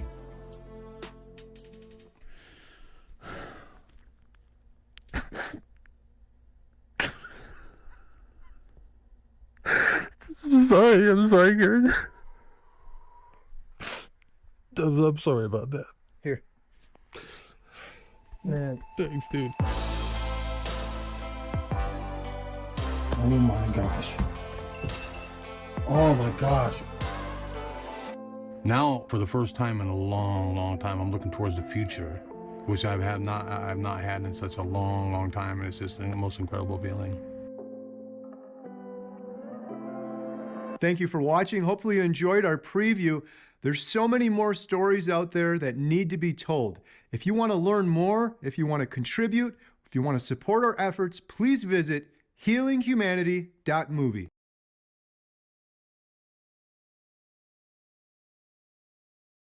Friends, this is truly a incredible day because I have one of my heroes And I know somebody that you've seen, you've learned from, one of the leaders in the carnivore space, one of the great teachers and inspirations for so many, not only experienced carnivores, but new carnivores who discover Dr. Chaffee, begin to learn, are inspired, and embrace this way of eating.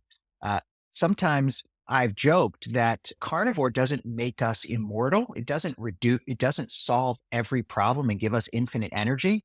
But the only exception to that rule is Dr. Chaffee, because he is so incredibly prolific, productive, helpful, active, constantly teaching people, not only in Australia, where he is, but around the world. And so I am so honored that he accepted my invitation to be interviewed and to let me ask him some questions and tell his story. So welcome, Dr. Chaffee. I can't tell you how honored I am to have you. I mean, Yeah. that's Well, a very flattering introduction. Really appreciate that. it's all true. It's all true. When I told my wife that I had the opportunity to interview you, she knows I was incredibly excited. She's like, "You love Dr. Chaffee. He got you started." So I, one of the things that I talk about on my channel is a lot. And the reason I started it is the non-physical benefits of carnivore, the mental health aspect, the sense of calm, the reduction in anxiety, the ability to focus so much more. To me,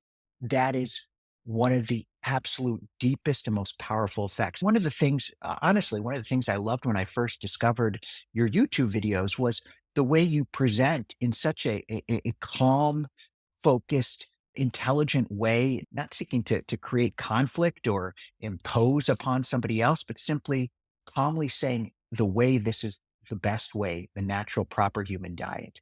So people ask me, and I give my best understanding, but what is it about the carnivore diet that has such a wonderful effect on our mental health, on reducing anxiety, giving us calm? What's happening in our body?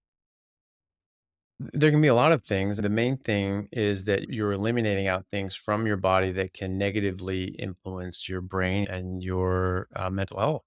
So there are toxins in plants that can negatively affect your brain. I've certainly noticed that myself when I eat different greens and other produce items. I can get very negatively affected. I can get very depressed and very unhappy and anxious, and you just don't feel well. And things upset me a lot more than they normally would. Now things can still upset me, but it's really a lot of things are like, okay, well, that's the problem. And okay, I just have to work on it. I just have to use it. It's much more matter of fact. I just have to deal with it. Whereas when I was eating that, things were a lot harder. It was like they brought me down. They made me miserable and depressed. And so I see that in my patient population, but we also see this in clinical trials. One of the main benefits as well is improvement of our metabolism of our neurons in the functionality of our mitochondria and our neurons in general. When our brain is running on ketones, that's actually our brain's primary energy source. People think that we need to eat sugar in order to get energy for your brain. That's actually not true. First of all, we make glucose. And so you don't ever have to eat glucose or sugar to have enough because we just make it de novo. But when you have a sufficient amount of ketones and an abundance of glucose, your brain will only run on the ketones. At least your cortex will, 2/3 of your brain will just run on ketones. Even when there's glucose available, it doesn't matter. It only runs on those ketones. That's a preference. And so that's its primary energy source. And it's only when those ketones start coming down is when you start replacing that with glucose. So that's a priority to get those ketones. And the glucose is a secondary modality. So your brain runs better. Also, your mitochondria are better able to function and create energy. The mitochondria actually run the inner workings of the cell. They move around internally inside the neurons and inside all of your cells, and they actually make things go. So they're going up to the surface of the cell, going up to some transport molecule, and they're giving it energy so that it can do its job, and giving energy over here so you can send this neurotransmitter and this signal to another neuron and so on. And so if those mitochondria are slowed down and they're not able to get the energy that they need, they're going to show up late and they're not going to make enough energy. So they're a day late and a dollar short. And when you're compounding that from hundreds or thousands of mitochondria in every neuron, and you have upwards of 800 billion to 2 trillion neurons in your body, you're going to actually run into significant issues. Another thing is just that energy. So you'll see people actually improving quite quickly by eliminating out these acute phase reactants that can cause harm to the brain and slow down and damage the workings of the brain. And you're switching over to ketones. So the brain has its primary energy source. So it works better from that standpoint. But then you see in the longer term, over the weeks and over the months, people improving more, and people with schizophrenia, major depression, bipolar disorder, OCD, ADHD, even autism, that they start improving early on and then continue to improve later on. One of the main reasons for those late stages of improvement are when your insulin is low, you go through something called autophagy, which is autophagy. Your body's eating itself. It is taught or thought by a lot of people that you have to fast in order to do this. You have to just stop eating for 3 to 5 days. And you certainly can do that, but you don't have to. It's really insulin that blocks autophagy. So when you stop eating carbohydrates and your insulin comes down to a normal level, you go through autophagy anyway. So studies have shown that when you're on a ketogenic diet, after several months on a ketogenic diet, you have 4 times the number of mitochondria, and they're 4 times as effective because you're turning over and recycling the older mitochondria and replacing them with newer, faster, better mitochondria and more of them. You're increasing the number of them as well. And so that's a massive improvement for the health of Yes. your neurons, health of your brain. And so you end up having a much more ordered brain, and your mental health improves dramatically. And we've seen this in clinical trials, reversing things like schizophrenia and major depression in people that were refractory to treatment. They were treatment resistant, and then they put them on a ketogenic diet, a high fat, animal based ketogenic diet, because that's really what a ketogenic diet is. You have to replace carbohydrates with fat and protein, and the fat and protein they replace it with are animal fats and proteins. And so that's a whole food, animal based, high fat, animal based approach. And they're finding that they have massive improvements in these treatment refractory patients, people that were just no hopers and just had to be institutionalized, or they maybe wind up on the streets or something like that. Very hard cases. And then you give them their life back and they can go back to having a normal life, which is absolutely incredible to be able to do that for someone. Oh my God. Yeah. As a rabbi who sees people come to me for counseling, and then as a parent of 2 teenage girls, Mhm. it is the mental health issues that I encounter on a daily basis are just enormous. And I mean, they were bad before, what happened in 2020 in the illness, and they've Mhm. they've grown even since then. And to me, it's a travesty how nutrition exacerbates that, just what's served in schools. And one of the most compelling videos you made a month or two ago, you were talking a little bit about how we got to this place. And you referenced I think it was your grandfather or great grandfather who was a doctor Mhm. in the 1890s. But can you talk a little bit about how did we end up in this place where carbs are just consumed in such excess quantities, and that's the norm that we're Mhm. not doing what our bodies were designed to do? How did we get here? It's the reverse of the ketogenic diet, right? Is if you get rid of carbohydrates, you have to replace them with fat and protein. And you get that from meat. And we vilified meat. We said fat was bad, cholesterol was bad, and therefore meat was bad because meat contained both fat and cholesterol. And so we said, okay, get rid of meat. And then what do you replace it with? Carbohydrates and and plant fats as well. So since the late 70s, when these declarations came into being, we reduced red meat by over 33%, increased fruits and vegetables by a similar amount, and over tripled the amount of sugars and high fructose corn syrup. Same thing as sugar. It's basically exactly the same chemically. And seed oils. We more than tripled our caloric intake of the vegetable oils and seed oils that we had. And what's happened? We've become the fattest and sickest that human beings have ever been in history. And so I don't think that really follows that meat is the culprit there, certainly not red meat, because we reduced red meat and everything got worse. We replaced some of that meat with chicken. So the total meat consumption is similar, but a lot of that was lean chicken breasts. And, you're losing a lot of calories there. And so you need to replace those calories with carbs and plant fats. So that was the main ones when they vilified meat, and that the vilification of meat goes back a long way. But when you see the rise in chronic diseases, that's really a new phenomenon that they really didn't exist in any great number before the 20th century. There were chronic diseases, but some of them were different, and some of them were just very low in prevalence. We had autoimmunity and rheumatoid arthritis in the 1800s, but it wasn't anything close to what it is now. Diabetes really didn't exist, and to a great degree, type 1, which was called juvenile onset, was around. And then type 2 was, up until the 90s, was called adult onset diabetes. But then all of a sudden, 10-year-olds were getting adult onset diabetes and fatty liver disease. And they say, hold on, it's a kid. How can a kid get adult onset diabetes? And how is he getting fatty liver disease? Only alcoholics get fatty liver disease. He's never drank anything in his life. He's 10. And so instead of thinking about it and thinking, okay, what changed in our environment? Because obviously not our genetics. They just said, probably happening all the time. We just didn't notice it. And so probably maybe just mistaked false diagnosis of juvenile diabetes when they were really adult diabetes. And so they just renamed it type 2 diabetes and non-alcoholic fatty liver disease.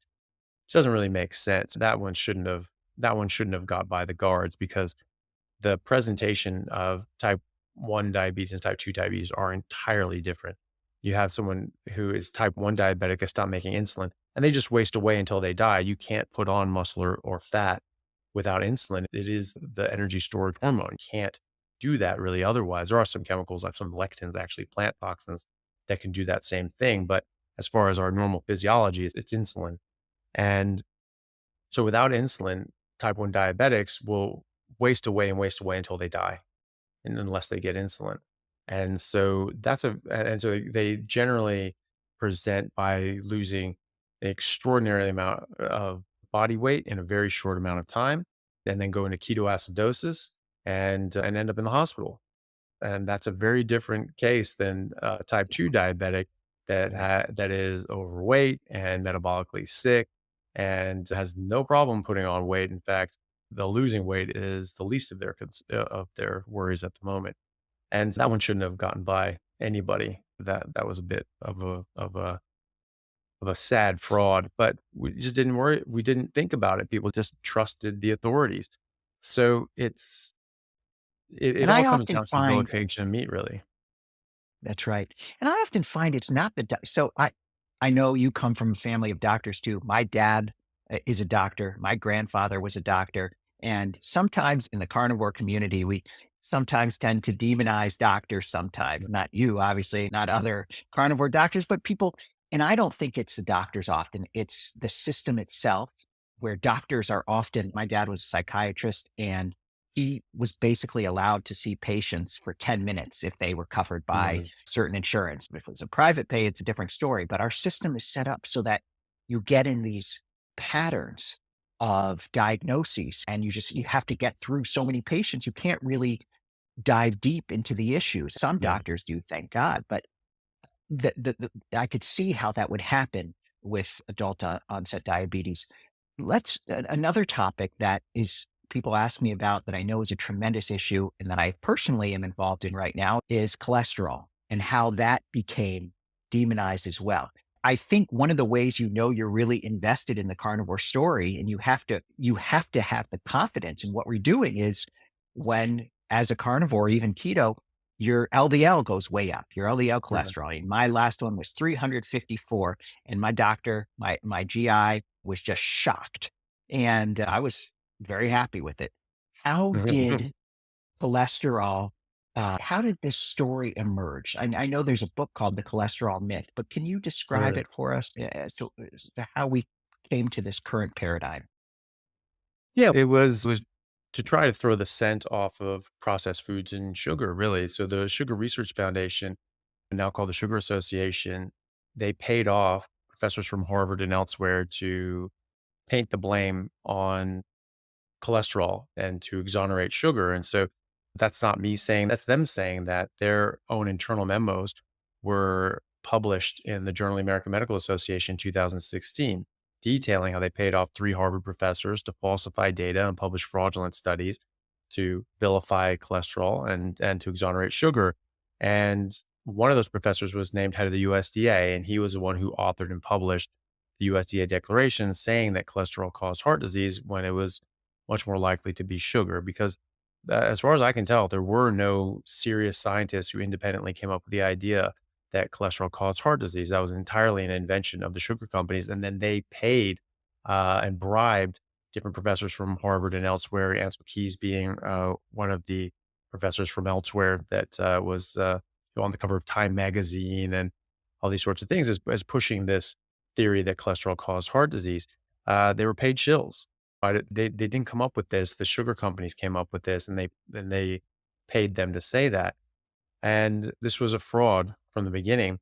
There are exactly 5 randomized controlled trials on replacing saturated fat with unsaturated fat and lowering LDL cholesterol and looking at what then happens as a consequence of this in relation to cardiovascular disease. They're pretty well designed. They're thousands of patients, and none of them have shown an improvement by doing that.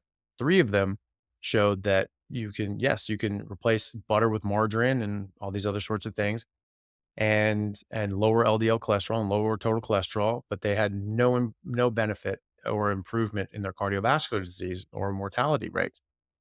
Then another 2 showed that it actually killed more people to do that. The best study that they had was, excuse me, was the largest one.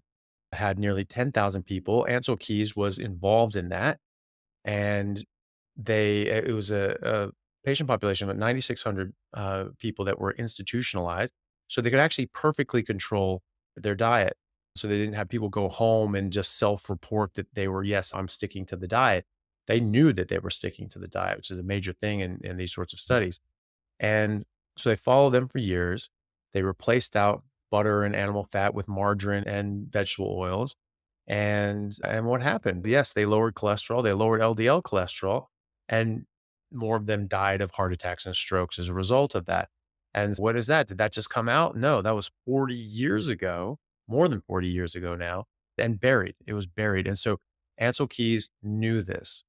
So Ansel Keys knew that cholesterol was not the culprit here. And he did these studies and he showed with experimental data that this was not the issue, that this is actually worse to lower people's cholesterol, or at least to lower it by those means and to replace saturated fat with unsaturated fat. He knew that they were harming people by doing this, and yet he kept doing it and he buried the evidence. And now people are just trying to pretend that, well, because we've always done it, then obviously we should keep doing it because there must have been a good reason we started on it. No, there's a really bad reason we started on it. And anytime you start with a false premise, anything you have based on a false premise, you have to throw out.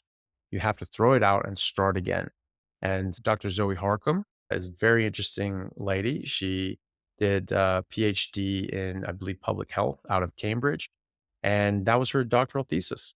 And her doctoral research was, okay, based on the information available to the governing bodies at the time in the 1970s, should we have limited saturated fat and restricted cholesterol and gone through all these interventions based on the evidence then? And she found no, absolutely not. The evidence was completely against the cholesterol theory of heart disease. Okay, great. Things change. We get new information. What about now? Double no. It's even more clear that we should not be restricting cholesterol and saturated fat. Again, only 5 randomized controlled trials. We have one of the largest industries in the world is the cholesterol industry. Statins are the most successful drugs that have ever been put on the market. And maybe, the Ozempics and the Wegovy's and things like that will eclipse them. But, right now it's statins. And they're not going anywhere, right? Because they're trying to get younger and younger people on statins, and that just makes them more money. And so there's a lot of money in this, and you would think that, okay, then we should have some really good evidence for this. We should have a whole bunch of randomized controlled trials showing that this is a good idea. And no, we have only 5, and they all show the opposite, or at least show that it's not an improvement to lower your cholesterol. And so it's quite shocking when you learn that, and that this entire industry is propped up on the back of really weak epidemiological studies that just do not hold up to scrutiny. And there are other studies that have come out, and large scale studies in the last 10 years that have looked at, okay, what about people on statins and lowering their LDL cholesterol? Do they live longer? Do they have less heart disease? In fact, they found no, they don't. And one study with, it was around 60,000 patients over the age of 65, which is the general patient population that you're going to have on a statin. Now they're trying to get younger and younger, but generally it was people of that age group.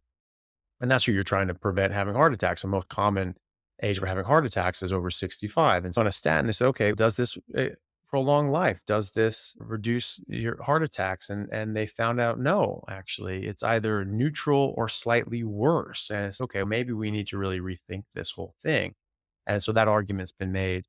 The Journal of the American College of Cardiology, one of the premier journals for cardiology, they published a landmark paper in 2020 that looked at all the randomized controlled trials and meta-analyses, all the top shelf levels of evidence for saturated fat and its connection with cardiovascular disease.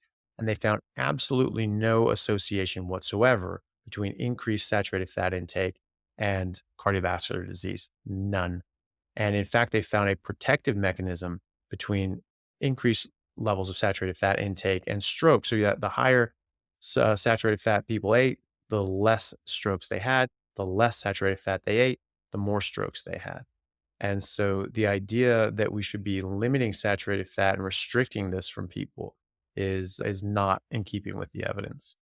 Yeah, you just summarized it so well. This is one of the reasons I began my channel, is the moral imperative of it. I think this is an issue of people's health, the way people connect with one another, surviving. In Judaism, whenever we are in a moment of joy, we say l'chaim, to life. And that, to me, this is about enhancing our life, adding life to our years. And that's a moral imperative. We do so much for our health, and to ignore this way of eating and everything that has gone into creating this paradigm it's mind-boggling. I mean, it shows the way certain conceptions can take hold, and they're very difficult to break. And I think we know it's broken, but we don't quite know what to do to fix it. We know what to do, but to spread word is so difficult. As somebody who sees patients, you not only obviously do research and know the research, but somebody who sees patients, what are the biggest challenges? What do you find is most difficult for people in embracing this way of eating? A big one is the cholesterol, because that's been so drilled into our head. That's something that we have to do. That's usually pretty surmountable. But some of the biggest deal is it's just such a departure from what they've been doing their whole life. They think, I don't know how I'm going to do that. I don't know how that works. Once you show them and discuss with them the benefits of this, and why it makes sense and why it matters and why it's important, and you talk to them, I have a bit of an advantage, because when I'm seeing them in that context and I do a very deep dive into their blood work, do a deep dive into their history, talking about all their health issues and problems. And then I can actually tell them, based on different studies or my experience, what they can expect with these dietary changes. Going through their blood panel and saying, look, this is a direct result of eating this way. Your fasting insulin should never be above 7, 8, or 9. Really, it should never really be above 9. Absolutely. And you have people that are fasting insulin are 35. One guy was 72. 72 was his fasting insulin. And so when he's not fasting, that's going to be much higher than that. Again, insulin affects over 100 different mechanisms in your body. If it's around a 5, which is a good number for your fasting insulin to be, it's affecting everything at a 5, and that's everything's in balance. When you eat pasta, it jumps up to 35. It's affecting everything at a 35, right? So that's a problem. Now your fasting insulin's at 72. That's not going to be good for you. And so you talk about that, and you show the other hormones and how they're being affected by it. It's going to lower women's estrogen. It's going to put them into early menopause and give them polycystic ovarian syndrome. Lower men's testosterone, lower everyone's growth hormone, which is the hormone of youth. It helps rebuild and repair our tissues so that we stay younger for longer. And when you are eating carbohydrates, that raises insulin, blocks the action of growth hormone. And so you age faster. So that's not what you want. And you can show these numbers in real definite term and many more that go into that as well. And you can discuss the mechanisms of actions, the physiology behind that. And you can talk about their health issues. And look, these all add up together that you need to change your diet in these ways. And I have a motivated patient population because I'm Right. not just getting people off the street. They're coming to me because they've heard that I can help people and that they know people that have gotten good results. There's a lot of word of mouth advertising that goes around and we talk about it and so a lot of people are like, okay, that makes sense. I'll give it a try. And I give them some resources, things to read and things to watch in that regard. But that's a big one. It's just a big lifestyle change. But a lot of them are very motivated in order and want to try something. And they come because the medical establishment hasn't worked. It hasn't worked out for them. Is great for acute care. It's brilliant for surgeries and acute management. But the chronic disease side of things, we have really not, we've just laid an egg on this one. And so we have to do something else. And patients see that and they're like, okay, I don't feel well. I don't feel good. I'm just getting on more and more medications. My blood pressure is just getting worse. My diabetes is just getting worse. My testosterone is getting worse. Everything's getting worse. My weight's getting worse. I'm doing everything that I'm being told and nothing's working. It's okay. Let's try something else. I've tried everything so far. So might as well try this. And then it works. And then I'd say Right. these things will change in these ways if you change your diet in this fashion, that's it in your health. And then that's exactly Yep. what happens. And they just say, sold. That's fine with me. Right. But yeah, You have a motivated population. yeah, What you tell them works. This is, to me, one of the big issues. And this isn't just in healthcare. This is in finance and investments and relationships. So much. Who do you trust? That is, mm, who do you trust? And that can be confusing for people. Just the average person, if they're getting studies saying cholesterol is horrible, and then they're in saturated fat is horrible, and then they're hearing other messages, saturated fat is good for you and cholesterol isn't bad, it can be confusing. But when they right. have that one-on-one relationship, that makes a huge difference. And people trust doctors. And this to me is a meta issue. I- Obviously, if more doctors became, we need 10,000 Dr. Chaffees, but if more doctors became knowledgeable and conversant in what keto and carnivore can do for our bodies, there would be such a great sea change in health.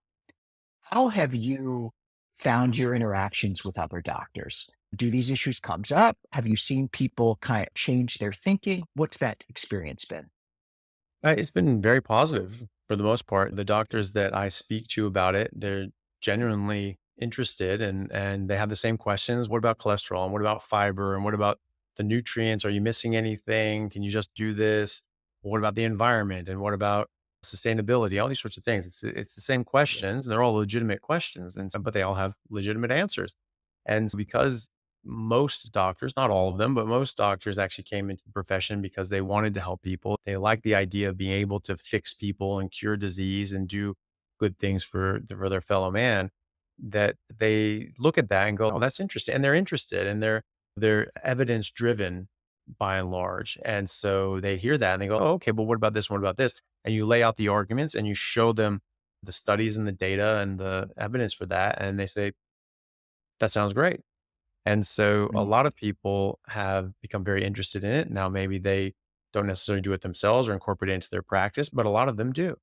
And I've had a lot of colleagues and friends of mine that have become very interested in this, have done it themselves, have found that it improved their health. They started looking into it more and they started applying it to their patient population with extraordinarily good results. And so it's something that The pudding. well, there it is. Yeah. I mean, you just, it doesn't matter what a study says. It doesn't matter what I say or anybody else says. All these points of information and studies, all they can do is help guide you and make a decision. And then you make a decision and say, okay, I'm going to give it a try and see if it does help my Crohn's disease. And then you do it and it does. That's what matters. And someone says, well, no, it's not going to. Here's this study that says it won't, but you do it and it does. That's all that matters. That's the only thing that matters. And so a lot of people are doing that now. And they're saying, okay, I'm on board. I'm semi convinced. I'm willing to give it a try anyway and see what happens. And then they get the positive results. They say, okay, I guess they're right. and then go from there. And so a lot of doctors are coming to this. Though I I normally work in neurosurgery as well as a private practice in metabolic medicine.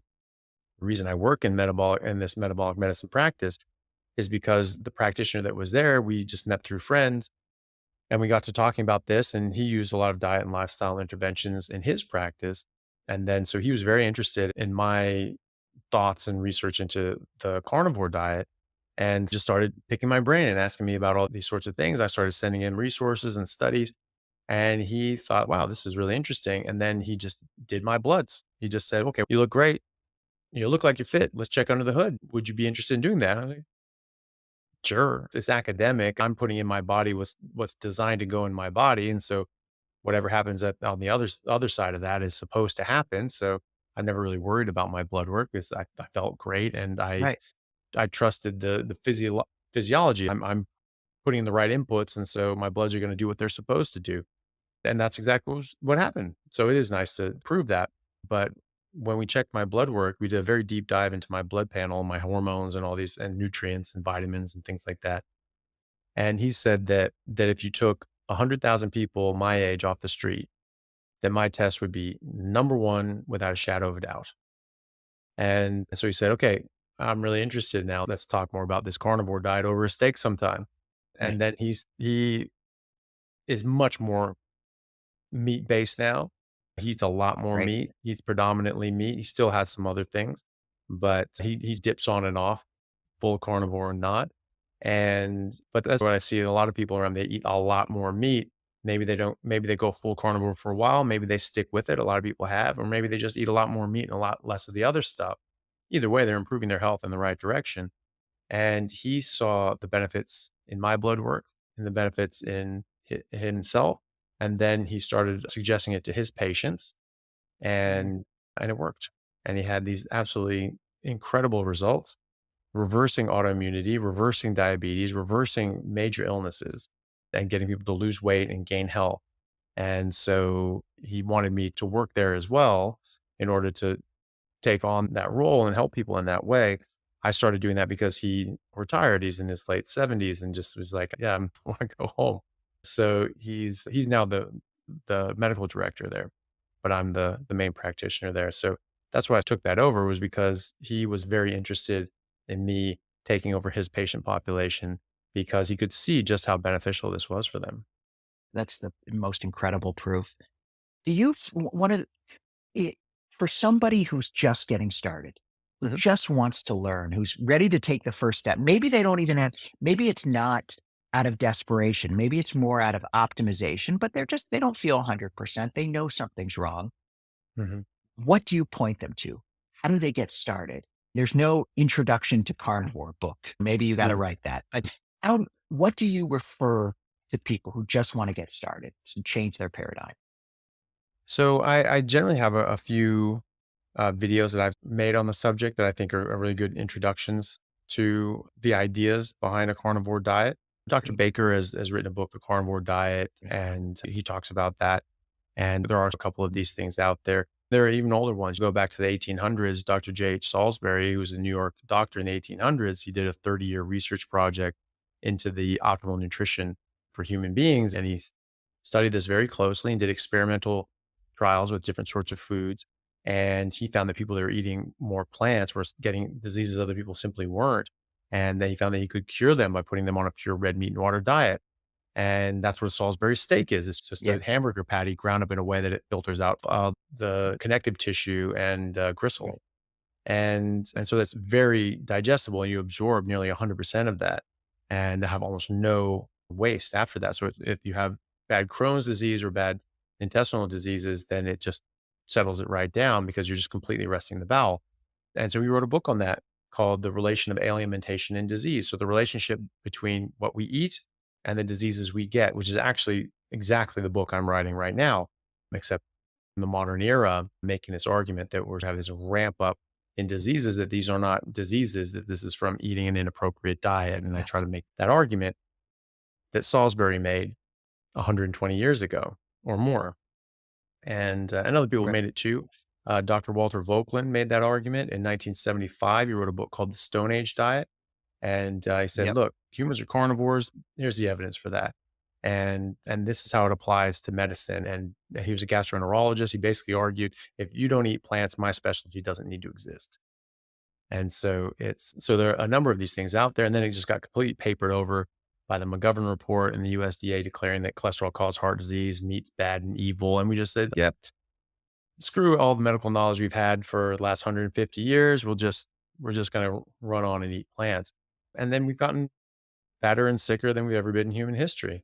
So there's a couple of videos that I have on, there's one called Facts About Carnivore and Vegan Diets. That sort of lays out Good. most of the arguments involved here on why meat's good, why the plants you don't want to eat, and countering a lot of the vegan arguments about why we shouldn't eat meat. And then one just called Why We Are Carnivores, just going through the evidence for that and why it matters. And then there's That's right. one that got a lot of notoriety called Plants Are Trying to Kill You. And it's Of about course. plant toxins and why it's not only good to eat meat, you really want to avoid the plants because they can be very harmful to you. And a few others, but those are the main ones I try to point people towards. And I have a playlist called Getting Started on a Carnivore Diet. I curated some videos there. And so that's what I usually point them to. I usually point my patients in that direction. Oh, and then I do a video called The Truth About Cholesterol and Heart Disease, showing the evidence for why this was a fraud and how this is not actually harmful to us.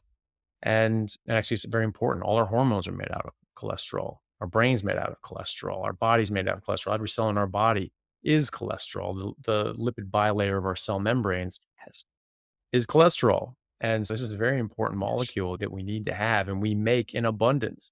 So the idea that we're just making poison continually and then using that poison for normal things is a bit absurd. And you're not going to physiologically, in normal circumstances, make something harmful to you. You can get blood sugar that's too high, and that can be harmful to you, but you're not going to do that in a physiologically normal state. In fact, your body keeps it under very tight control, just like it keeps your blood pH under tight control. Because if that goes too high or too low, that's bad. And so we keep our LDL and cholesterol in tight control. We keep that exactly where our body wants it. And it starts getting That's right. out of balance because of something we're doing to manipulate it. That's probably going to cause us harm. And when you fast, when you just stop eating and let your body go back to a physiological reset, what happens? LDL goes up, total cholesterol goes up, HDL goes up, triglycerides go down. That's the exact same thing that happens when you go on a carnivore diet. Exactly the same thing.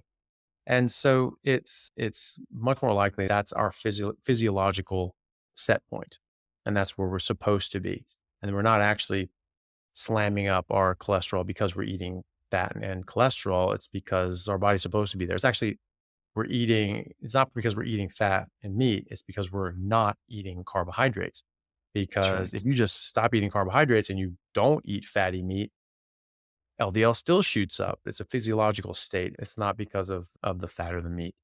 I just point them in that direction. And then I have a couple of videos on how to get started on a carnivore diet. One's just called Carnivore for Beginners and fiber constipation and diets, those sorts of things, frequently asked questions. I actually made the YouTube channel in order to have a place to direct patients because I found that I was just talking to them for so long that it was just like, I was like, I like being able to talk to a patient for 2 hours, but I can't do that. Right. And sometimes it was Thank God important. you made it. Yeah. Thank God you made it. There are tens of thousands of people. I want to respect your time, and I know, but I want to ask one thing that I struggle with understanding, and I hope maybe you can summarize some of the research here. What is some of the current thinking by people like Dr. Thomas Seyfried and others who are looking at cancer and the way carnivore keto diet can help treat, address, prevent? I don't quite Mhm. understand his point of view in all the research that's going on. Can you summarize that for me? Yeah. Yeah. Basically comes down to the fact that, or the idea and the proposal that cancer is not a genetic disorder, that it is a mitochondrial disorder, disorder of the mitochondria, and that it, so it's completely different etiology. It's a completely different cause of the cancer, and therefore it's going to have a completely different treatment. So if you're trying to treat a genetic condition, you're going to have different treatment modalities than if you're treating metabolic mitochondrial disease. So the reason for that is it actually came from Dr. Otto Warburg, who's a Nobel Prize Otto winner in Warburg. physiology a century ago. He actually got the Nobel Prize around a century ago. And he did decades of research on cancer, well past his Nobel Prize. He got that earlier on.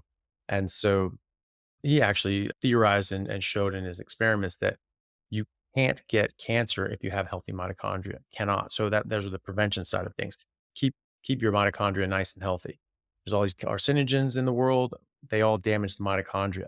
There's plant toxins that are carcinogenic. They damage your mitochondria. Cyanide, it's in a lot of different plants, and that directly damages your mitochondria. And now, for some damn reason, people are taking in cyanide containing apricots, pits, or something like that.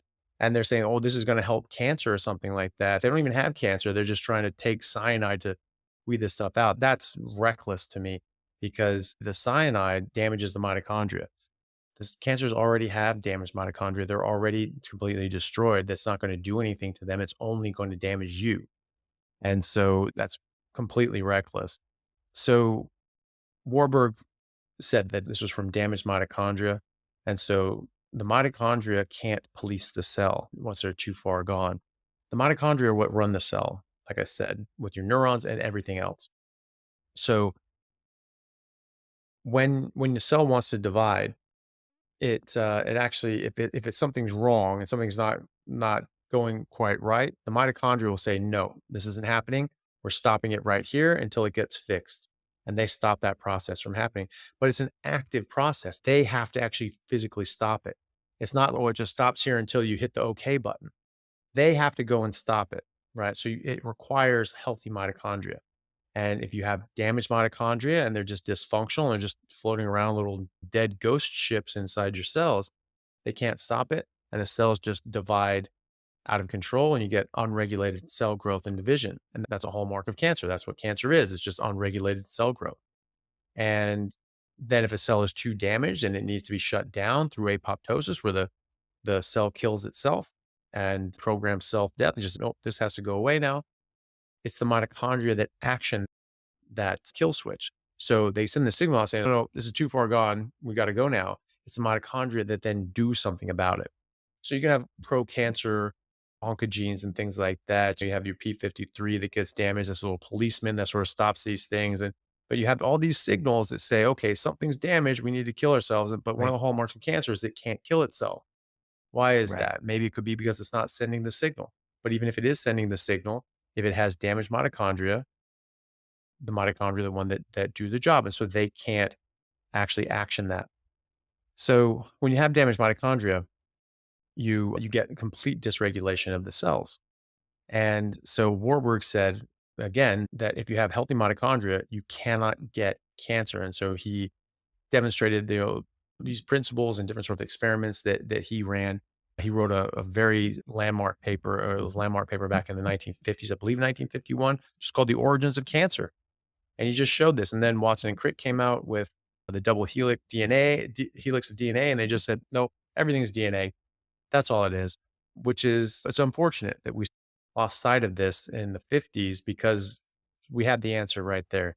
But Professor Siegfried from Boston College, very bright guy, he did his postdoc at Yale and has been a full professor for quite some time, teaches cancer biology. And he said, look, when you understand the biology of cancer, you understand that this is a metabolic mitochondrial disease and the treatments that we're using now make no sense.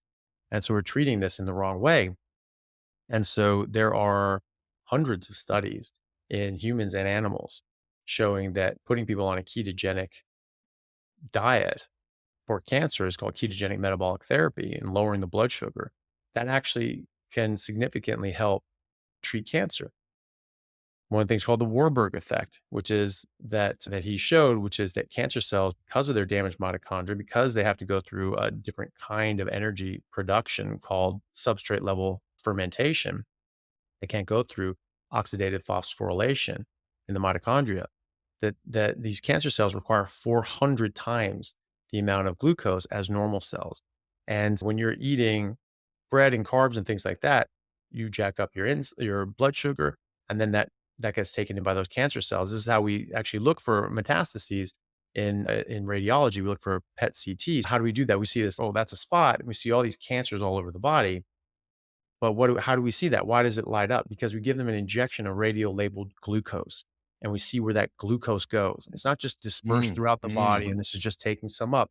It just sucks all that in and takes that out of the bloodstream. Every time you have a sandwich or some bread or some crackers, think about that PET scan and all that those cancer cells sucking up all that glucose, because that is what you're doing.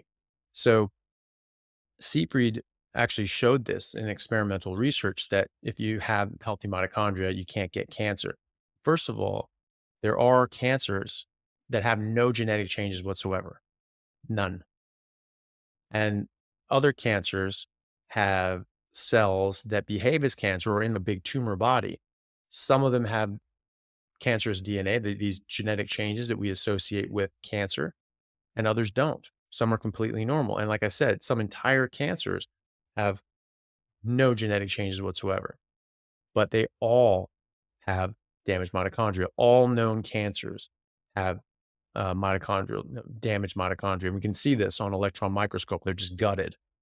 And it was in 1975, there was a detractor of Warburg's that said, it was a nice theory, but it would require that, that these mitochondria were damaged. And now we just know now that they're not. And that's what everyone refers back to. But now we have electron microscopes. We're like, no, they're gutted. They can't do anything. They're not functional. And so now we know that he was right. Siegfried took it one step further, and he took the nuclei of cancer cells with those genetic changes and transferred those, called the nuclear transfer studies. He took those and transferred those into normal cells with normal cytoplasm and mitochondria. And they did not behave as cancer, even though they had all the genetic changes for cancer. They did not behave as cancer, and you could even clone them. They cloned them into rats and frogs, right? Then he took the mitochondria out of the cancer cells and put those into normal cells with normal DNA, normal nuclei. And they did behave as cancer, couldn't clone them, they just died. And then, just to put the nail in the coffin, he took healthy mitochondria out of normal cells and put those into cancer cells, and it suppressed the cancers.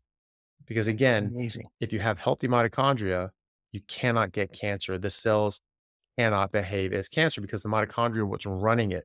So yes, you have this DNA, and that's really important. That's where all the information is. But that's like the blueprints in a skyscraper, a company that's building a skyscraper, right? And so if aliens are looking down, they look at people building a skyscraper, they look at these blueprints in the middle, and they have all these people coming in and congregating around and looking, and then going off and doing their jobs and coming back and looking and going off. They're like, oh, those little pieces of paper, that's running the show. That's the brains of the operation, because everything is coded and dictated off of those little plans, and they're very important. But they're just the plans. They're just blueprints. The mitochondria are what action the plans, just like the construction workers and the general manager and the architect are the ones that action the plans from the blueprints. So that's the same thing with the DNA. The DNA is information. It's also a living, breathing thing. It moves around and it generates proteins based on its own sort of chemical interactions with itself, which is actually really interesting. But the mitochondria are what are going around actually actioning out the actual running of the cell. And so when they get damaged, they can't do that, and the cell gets dysregulated and goes into cancer. So that's really the main thing. So if you have cancer, Amazing. you want to significantly limit the amount of energy going to those cells. You want to get away from from excess exogenous carbohydrates, from dietary carbohydrates. And you want to prevent cancer, you want to have as healthy mitochondria as possible. So you avoid things like smoking and drinking and drugs. And there's certain genetic conditions that Tay-Sachs and things like that predispose people to getting cancer, but those damage the mitochondria as well. But you can't change your genetics. You just have to optimize your risk factors apart from that. So you just need to be a bit more careful on things. And if you're on our proper human diet, that's going to be low carb or no carb, and you're going to have much healthier mitochondria, and you're going to be able to replace out when you have these damaged mitochondria, they're not working as well. Your body's going to replace them and swap them out for newer ones. So you're never going to let them get as damaged as they would need to be in order to precipitate cancer. And that's pretty much it. If you're on any sort of ketogenic diet, like a carnivore diet, which I do believe is our primary or primary food source. And when you see animals on their primary food source, they don't get cancer. You don't see cancer in animals in the wild. You don't see cancer in zoo animals that are being fed their natural diet. You can see cancers in zoo animals that are not fed their natural diet, or in dogs and cats that are not fed their natural diet.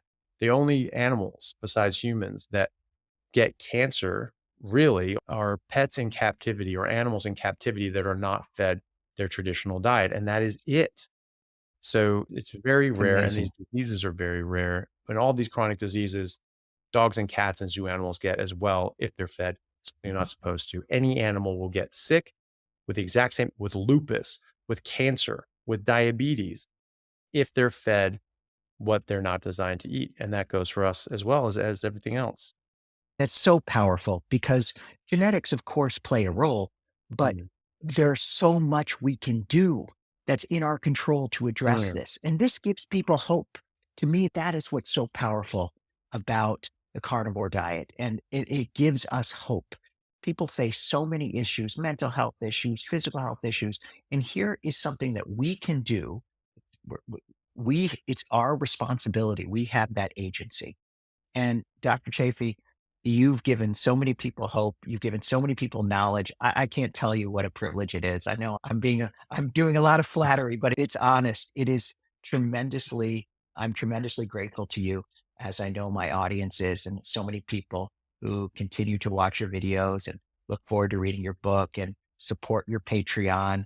And thank you for your time. Thank you for all of your teaching and your leadership. And may this continue to grow and give people hope and change lives. Thank you. It's quite humbling to hear these sorts of things. It's very nice when I hear these amazing recoveries that people have gotten from making these simple dietary changes, but it is so powerful, and it's something that we need to stop thinking about as just a diet. It's a medical intervention. And where this is to treat medical issues and to improve health. And I'm just really glad that more people are coming to learn about this so that they can do that for themselves. Thank you. You're welcome. Thank you.